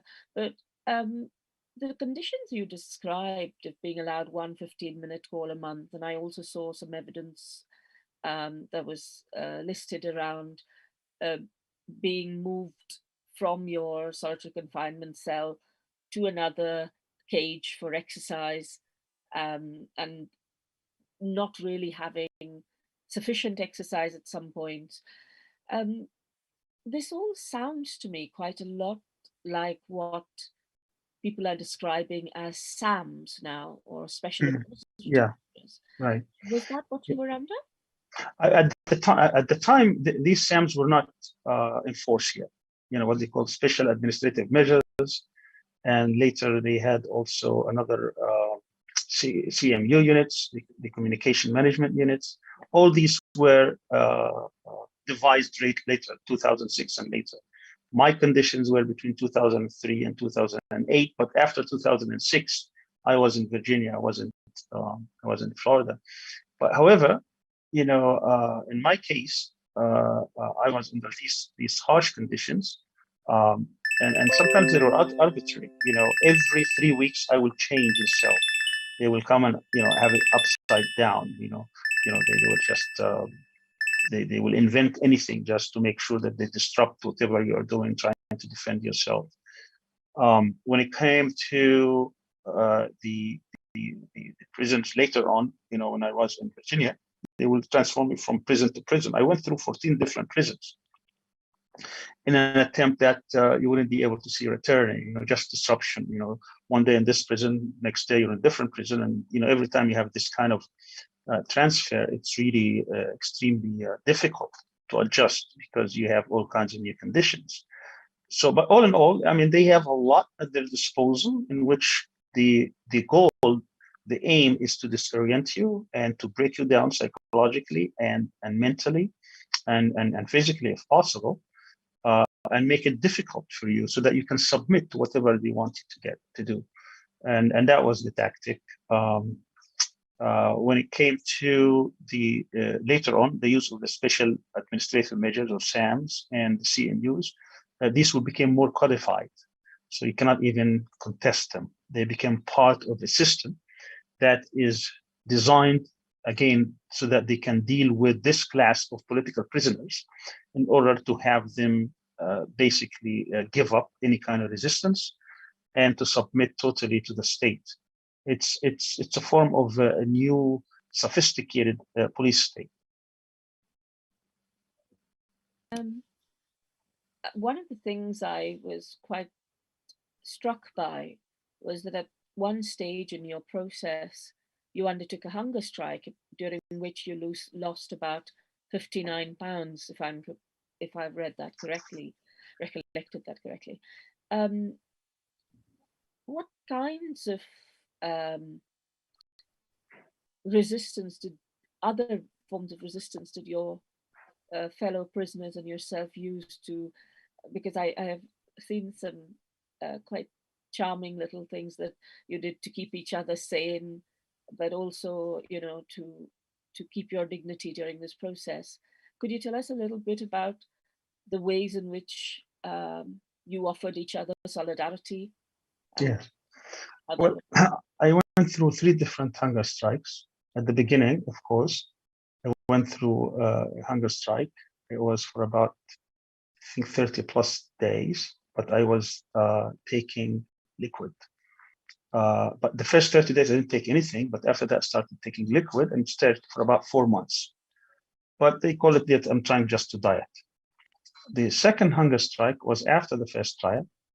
And when I went before the grand jury, and in the United States, you could be held in contempt if you refuse to testify before a grand jury.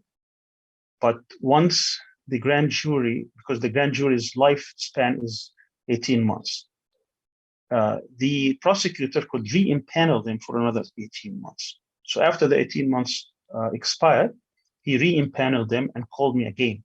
And that's when I started my second hunger strike. This one was very painful. stayed for about 55 days, and I did lose about 54 pounds. And it was disorienting, and it was really, really difficult. But it's a form of resistance, because you want to tell them that you can have my body, but you're not going to have my mind, and I'm going to fight with that body. And the third hunger strike was for 60 days, the first 18 of which were without water. And it was for when he impaneled unprecedentedly a third grand jury. I mean, usually it's two and then they give up, but this was the third one, and he tried to call me again. And when he called me, it was on the 18th day, and I refused during that time even to drink water. So this was even harsher. And the first one stayed for 60 days, the second one stayed for 55 days. And I also lost lots of pounds. And of course, it's a form of resistance, but it has its limits. You're trying to make a statement, and you suffer tremendously. You become totally weak. You're unable to stand or do any functions, because you're going to lose even your ability to be balanced, to stand up. You will immediately see blackness. At any rate, these were 3 times that I went through hunger strike.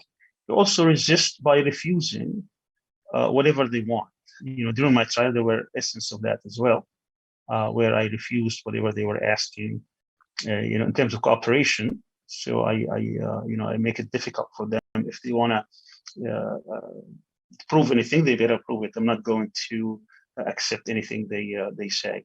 So your resistance is limited, but in these few instances where you can have some kind of control or some kind of say, of course, you try to exercise it. But it's always a struggle, a mental struggle, using your mind and brain, because you're totally you cannot control your body. You're restrained. I mean, and they use these tactics in order to really humiliate you. All these intrusive strip searches, when you're going to be naked, and they try to go do all kinds of things to humiliate you. And in return, you don't want to show any weakness or any submission, so that they can be even frustrated when that happens, even when they try to humiliate you. The first time I wasn't aware of this strip search thing, I resisted, and they brought like 15 guards in order to restrain me, and it was really brutal. But then it's about maintaining your dignity, and you keep your head held high, so that they will never feel satisfied that they were able to humiliate you.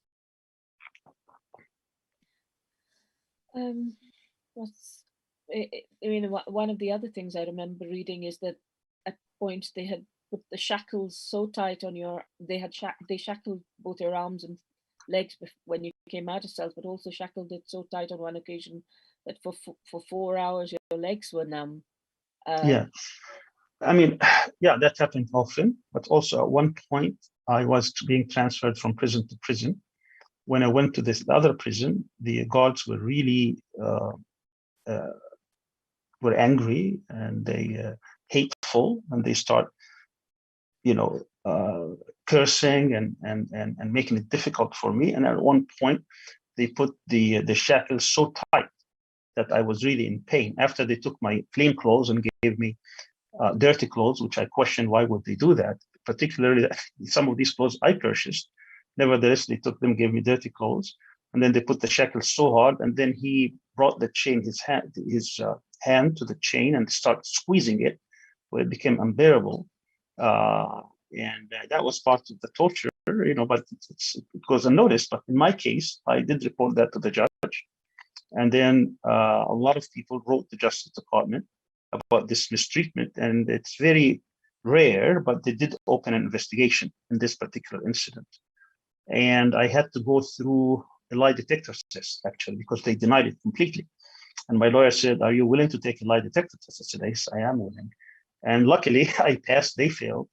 So I was told that they were, something happened administratively. I'm not sure what happened to them, but that was also a form of resistance. I didn't let it go. I kept pursuing that they need to investigate, and luckily it was investigated, and that they were found to be guilty of that mistreatment.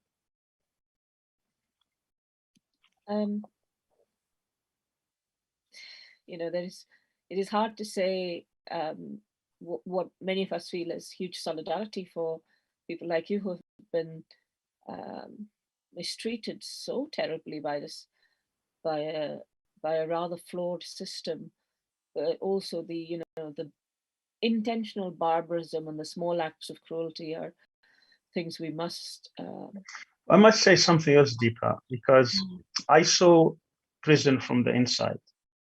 I'm an educated man, and I chose a path of resistance and advocacy.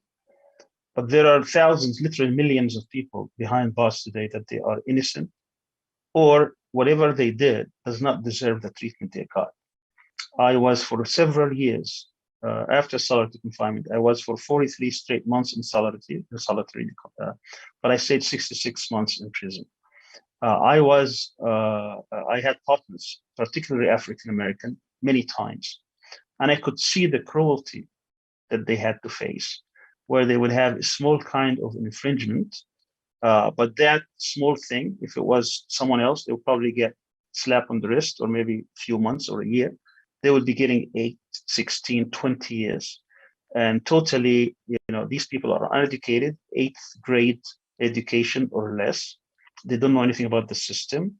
They supposedly getting legal aid, but they see that lawyer on the day that they're arrested and on the day they plead. They don't know what they're pleading to. Usually they plead something, they think they're going to take a year or two. It ends up to be 15 or 20 years because they can't understand or comprehend what the charges or the pleading. And these lawyers don't care about them. These are publicly funded lawyers for the most part. And I saw this over and over and over again. I read their pleadings and said, this is not what you're pleading to. They think they're pleading to something. Turns out they're pleading to something completely different. And you could see that the system doesn't care about these people. They're put in bad conditions. Some of them are, very, very young, and yet when they come out with no hope. Because where are they going to go? I mean, they don't have any education. They don't have any jobs. They have criminal records. What are they going to? So they will have a miserable life if they don't go back to prison again. And we're talking about millions of people. I mean, we're not talking about a small number. When you talk about the United States, there are at any one point about 2.5 million people in prison. It's the largest, I think, after China, percentage-wise. So all these people are without hope, and they are mostly people of color. The Latino and African American population in U.S. prisons exceed 50%, while their population is perhaps around 20, 22%. And it's just the system does not help at all, and no one pays attention.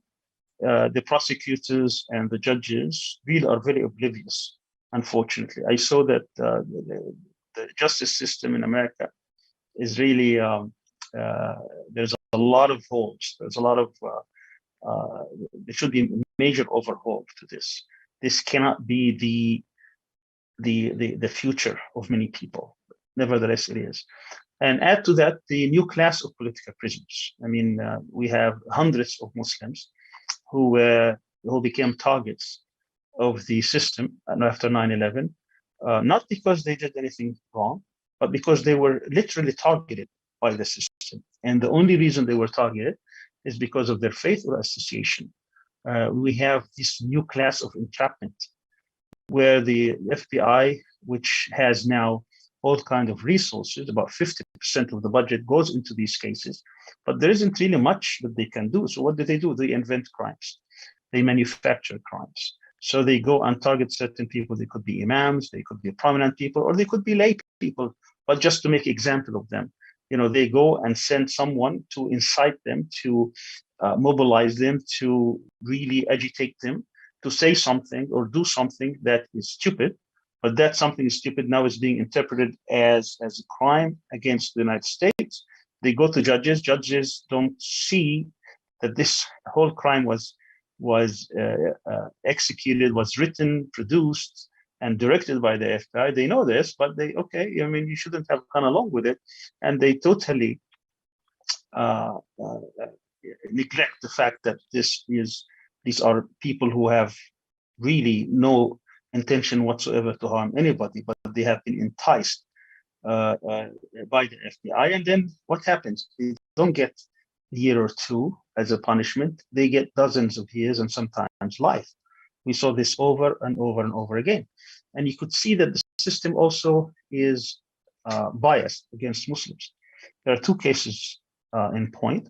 One case involved a Palestinian American who was a very bright student, and he decided to go and get education in Saudi Arabia. He was about 22 at the time, and he was in Saudi Arabia, yet his phone number came with someone that they arrested. So they thought that he could be nefarious, he could be dangerous.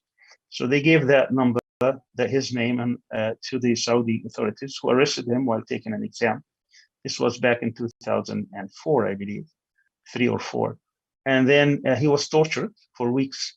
And then at the end of that, so that he can ease the torture on him, he confessed to something stupid, that he was part of a group of people who were trying to assassinate the president of the United States. Something that someone, thought about and wrote down, and he just signed so that he wouldn't be tortured. And the United States was not interested in him until his family filed to get relief for him in a federal court. When they were under scrutiny by the judge, they brought this charge and brought him from the United States, from Saudi Arabia, and he was charged with an attempt to assassinate the president of the United States. 22-year-old person in Saudi Arabia, how the hell is he going to assassinate the president of the United States? Nevertheless, he was convicted and sentenced to 30 years. They were not satisfied with 30 years. They appealed, and eventually he was sentenced to life. That person's name is Ahmed Abu Ali. This is 2004, I believe, when his trial was held. Fast forward now, there was someone called Timothy Joyner. Timothy Joyner is an American veteran, from Iraqi American veteran, who came from the war in Iraq. Obama was elected. He hated the fact that you have an African American president, black president. So he actually wanted to kill the president of the United States. He bought $87,000 worth of material, bombing material. He recruited some of his buddies to help him in this attempt. He was in Georgia. And they were planning to find a way to assassinate the president of the United States. They had plans, they had resources, they had bombs. And one of them had cold feet, one of the people he recruited. So he went there and informed on them. So they arrested him, and he confessed. When he was taken to a judge, the judge, he says, he was about 24, 25, the same age of Ahmed Ali when he was arrested. He's young, and he has still the whole future in front of him. He gave him 5 years. So you could see how the whole system is skewed, is biased. If you're white, you get one kind of justice, and if you are colored, you're non-white, you get a different kind of justice.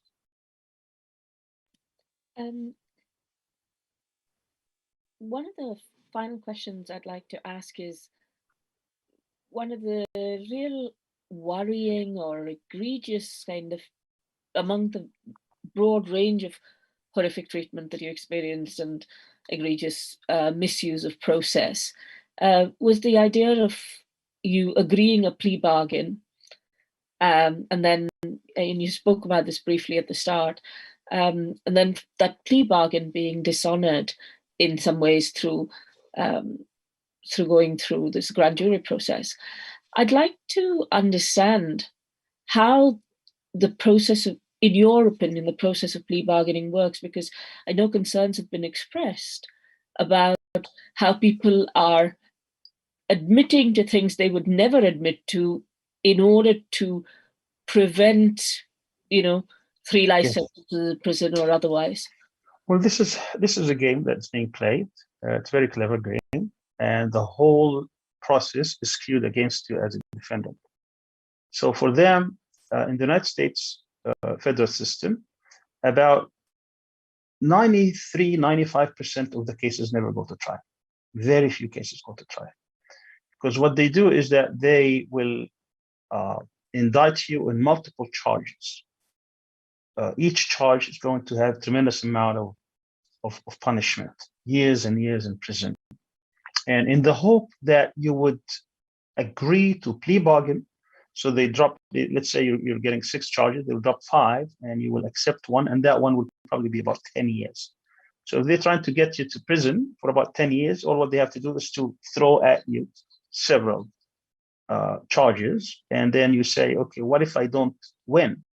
Now, keep in mind that those 7-8% of the cases that actually go to trial, 92% are found guilty.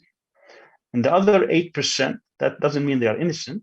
Some of them get hung juries. Hung juries meaning that they don't have a conviction or acquittal. So they go through another phase of the second trial. And in that case, the United States government wins about 98%. So very few people would be, once you are in the crosshairs of the government, once you are the target of the government prosecution, it's extremely difficult. I mean, next to impossible. I mean, your probability of getting out is pretty small. So that's why. And then and then add to that, justice is very expensive.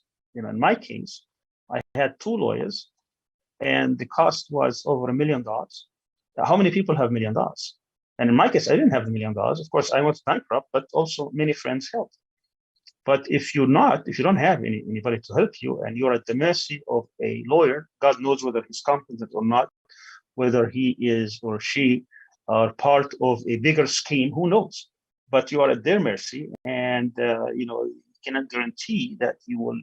And then the laws and the judges, most of them are against you. The way the laws were drawn in conspiracy cases is that the burden really shifts to the defendant. Becomes very difficult. And I didn't realize this until way into, the lawyers kept explaining to me that this is not the typical trial. This is not about evidence. This is not about truth.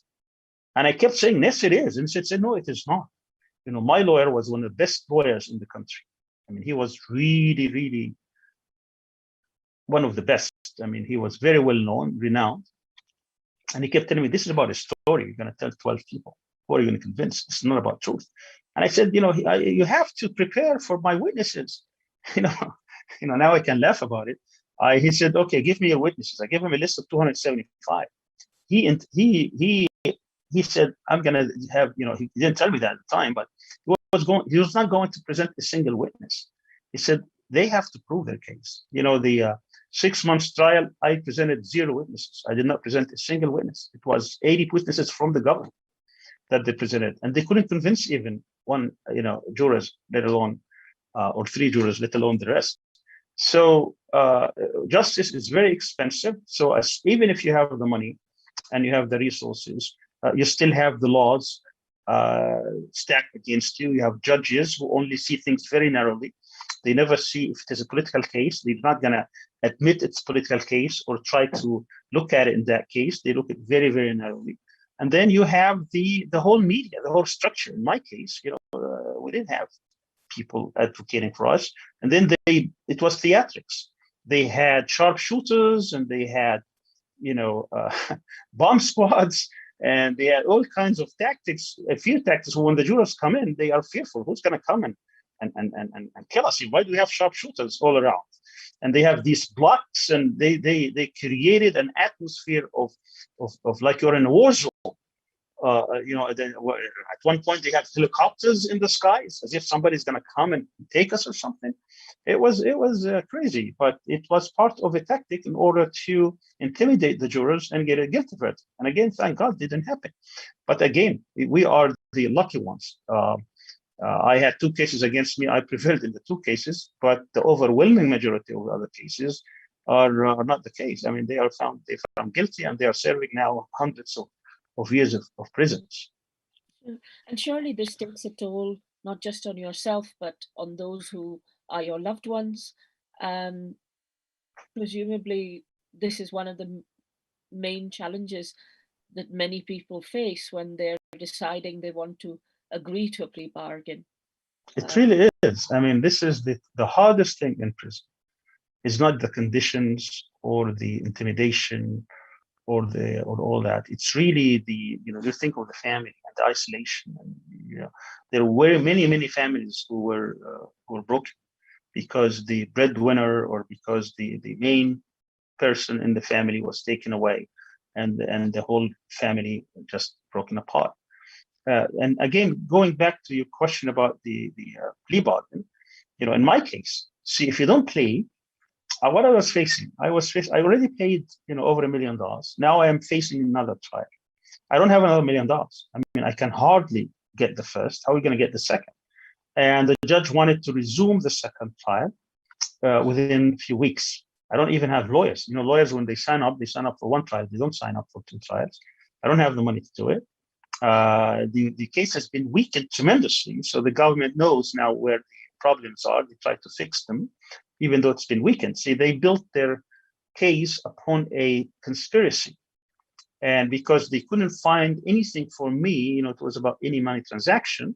So they had to bring other people and their theory that they were working for me. So whatever they're doing, I'm responsible for. But for them too, these people were found innocent. So that conspiracy even collapsed. Nevertheless, there was a risk. I don't have the money. There is a risk.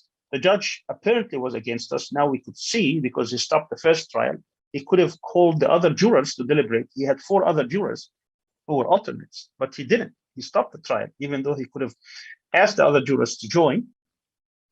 He could have dismissed the 2 jurors he refused to deliberate. He could have recalled 2 from the alternates. And if 10 were convinced that we were innocent, it's presumable that they would have convinced the other 2 and they would have acquitted us totally. But that wasn't the case. So they had the option. Usually when you have a charge where 10-2 were for acquittal, the government doesn't retry. They know that but in our case, it's political, so they had to do it. But they were begging us. They were begging my lawyers to plead. So my lawyers came and said, you have to plead. I said, what am I going to plead to? I didn't do anything. And my lawyer, I remember this very well. He said, listen, I want to get you out of here. Even if you didn't do a crime, I will invent a crime for you to plead to so you can get you out. They're asking for time served. They want you out, but they want to save face. So, I got to tell you this, I actually wrote my plea agreement because he says they gave him something that was totally unacceptable to me. I said, this is totally unacceptable. I'm not going to accept this. He said, doesn't matter. You go and write it. So I spent the whole night picking from their overacts, from their indictment, things that I agree with. I have no problem with that. So I chose these things and I gave it to him. He gave it to them and they said, okay, that's fine with us. And then we spent several weeks arguing about one clause, about whether I knew there was violence or not violence. I said, I knew about violence and non-violence. I'm not going to plead just to violence. And they refused. And my lawyer said, we're tired of this case. So I had to get other lawyers actually to convince the government to go along with my wordings, which they did. But again, they reneged. They asked me to cooperate. I said, I'm not going to cooperate. They said, okay, don't worry, don't cooperate. And then they came, and then another prosecutor in Virginia came and said, no, you need to cooperate. I said, no, I'm not cooperating. So I had to spend another 6 years in that situation until finally the case was dropped. On that rather worrying and sad note, especially given the number of people who clearly don't have the same resources or support as you have had, I'd like to firstly thank you for sharing your experiences and your advice and your insights with us, and also to wish you well in your role as director of SIGA and in all the activism that you do now, and send huge solidarity from all of us. So thank you very much, Professor Al-Arian. Thank you, and thank you for inviting me and for giving me this opportunity. I just want to say that we're still resisting. Even though I left, there are a lot of people in the United States today.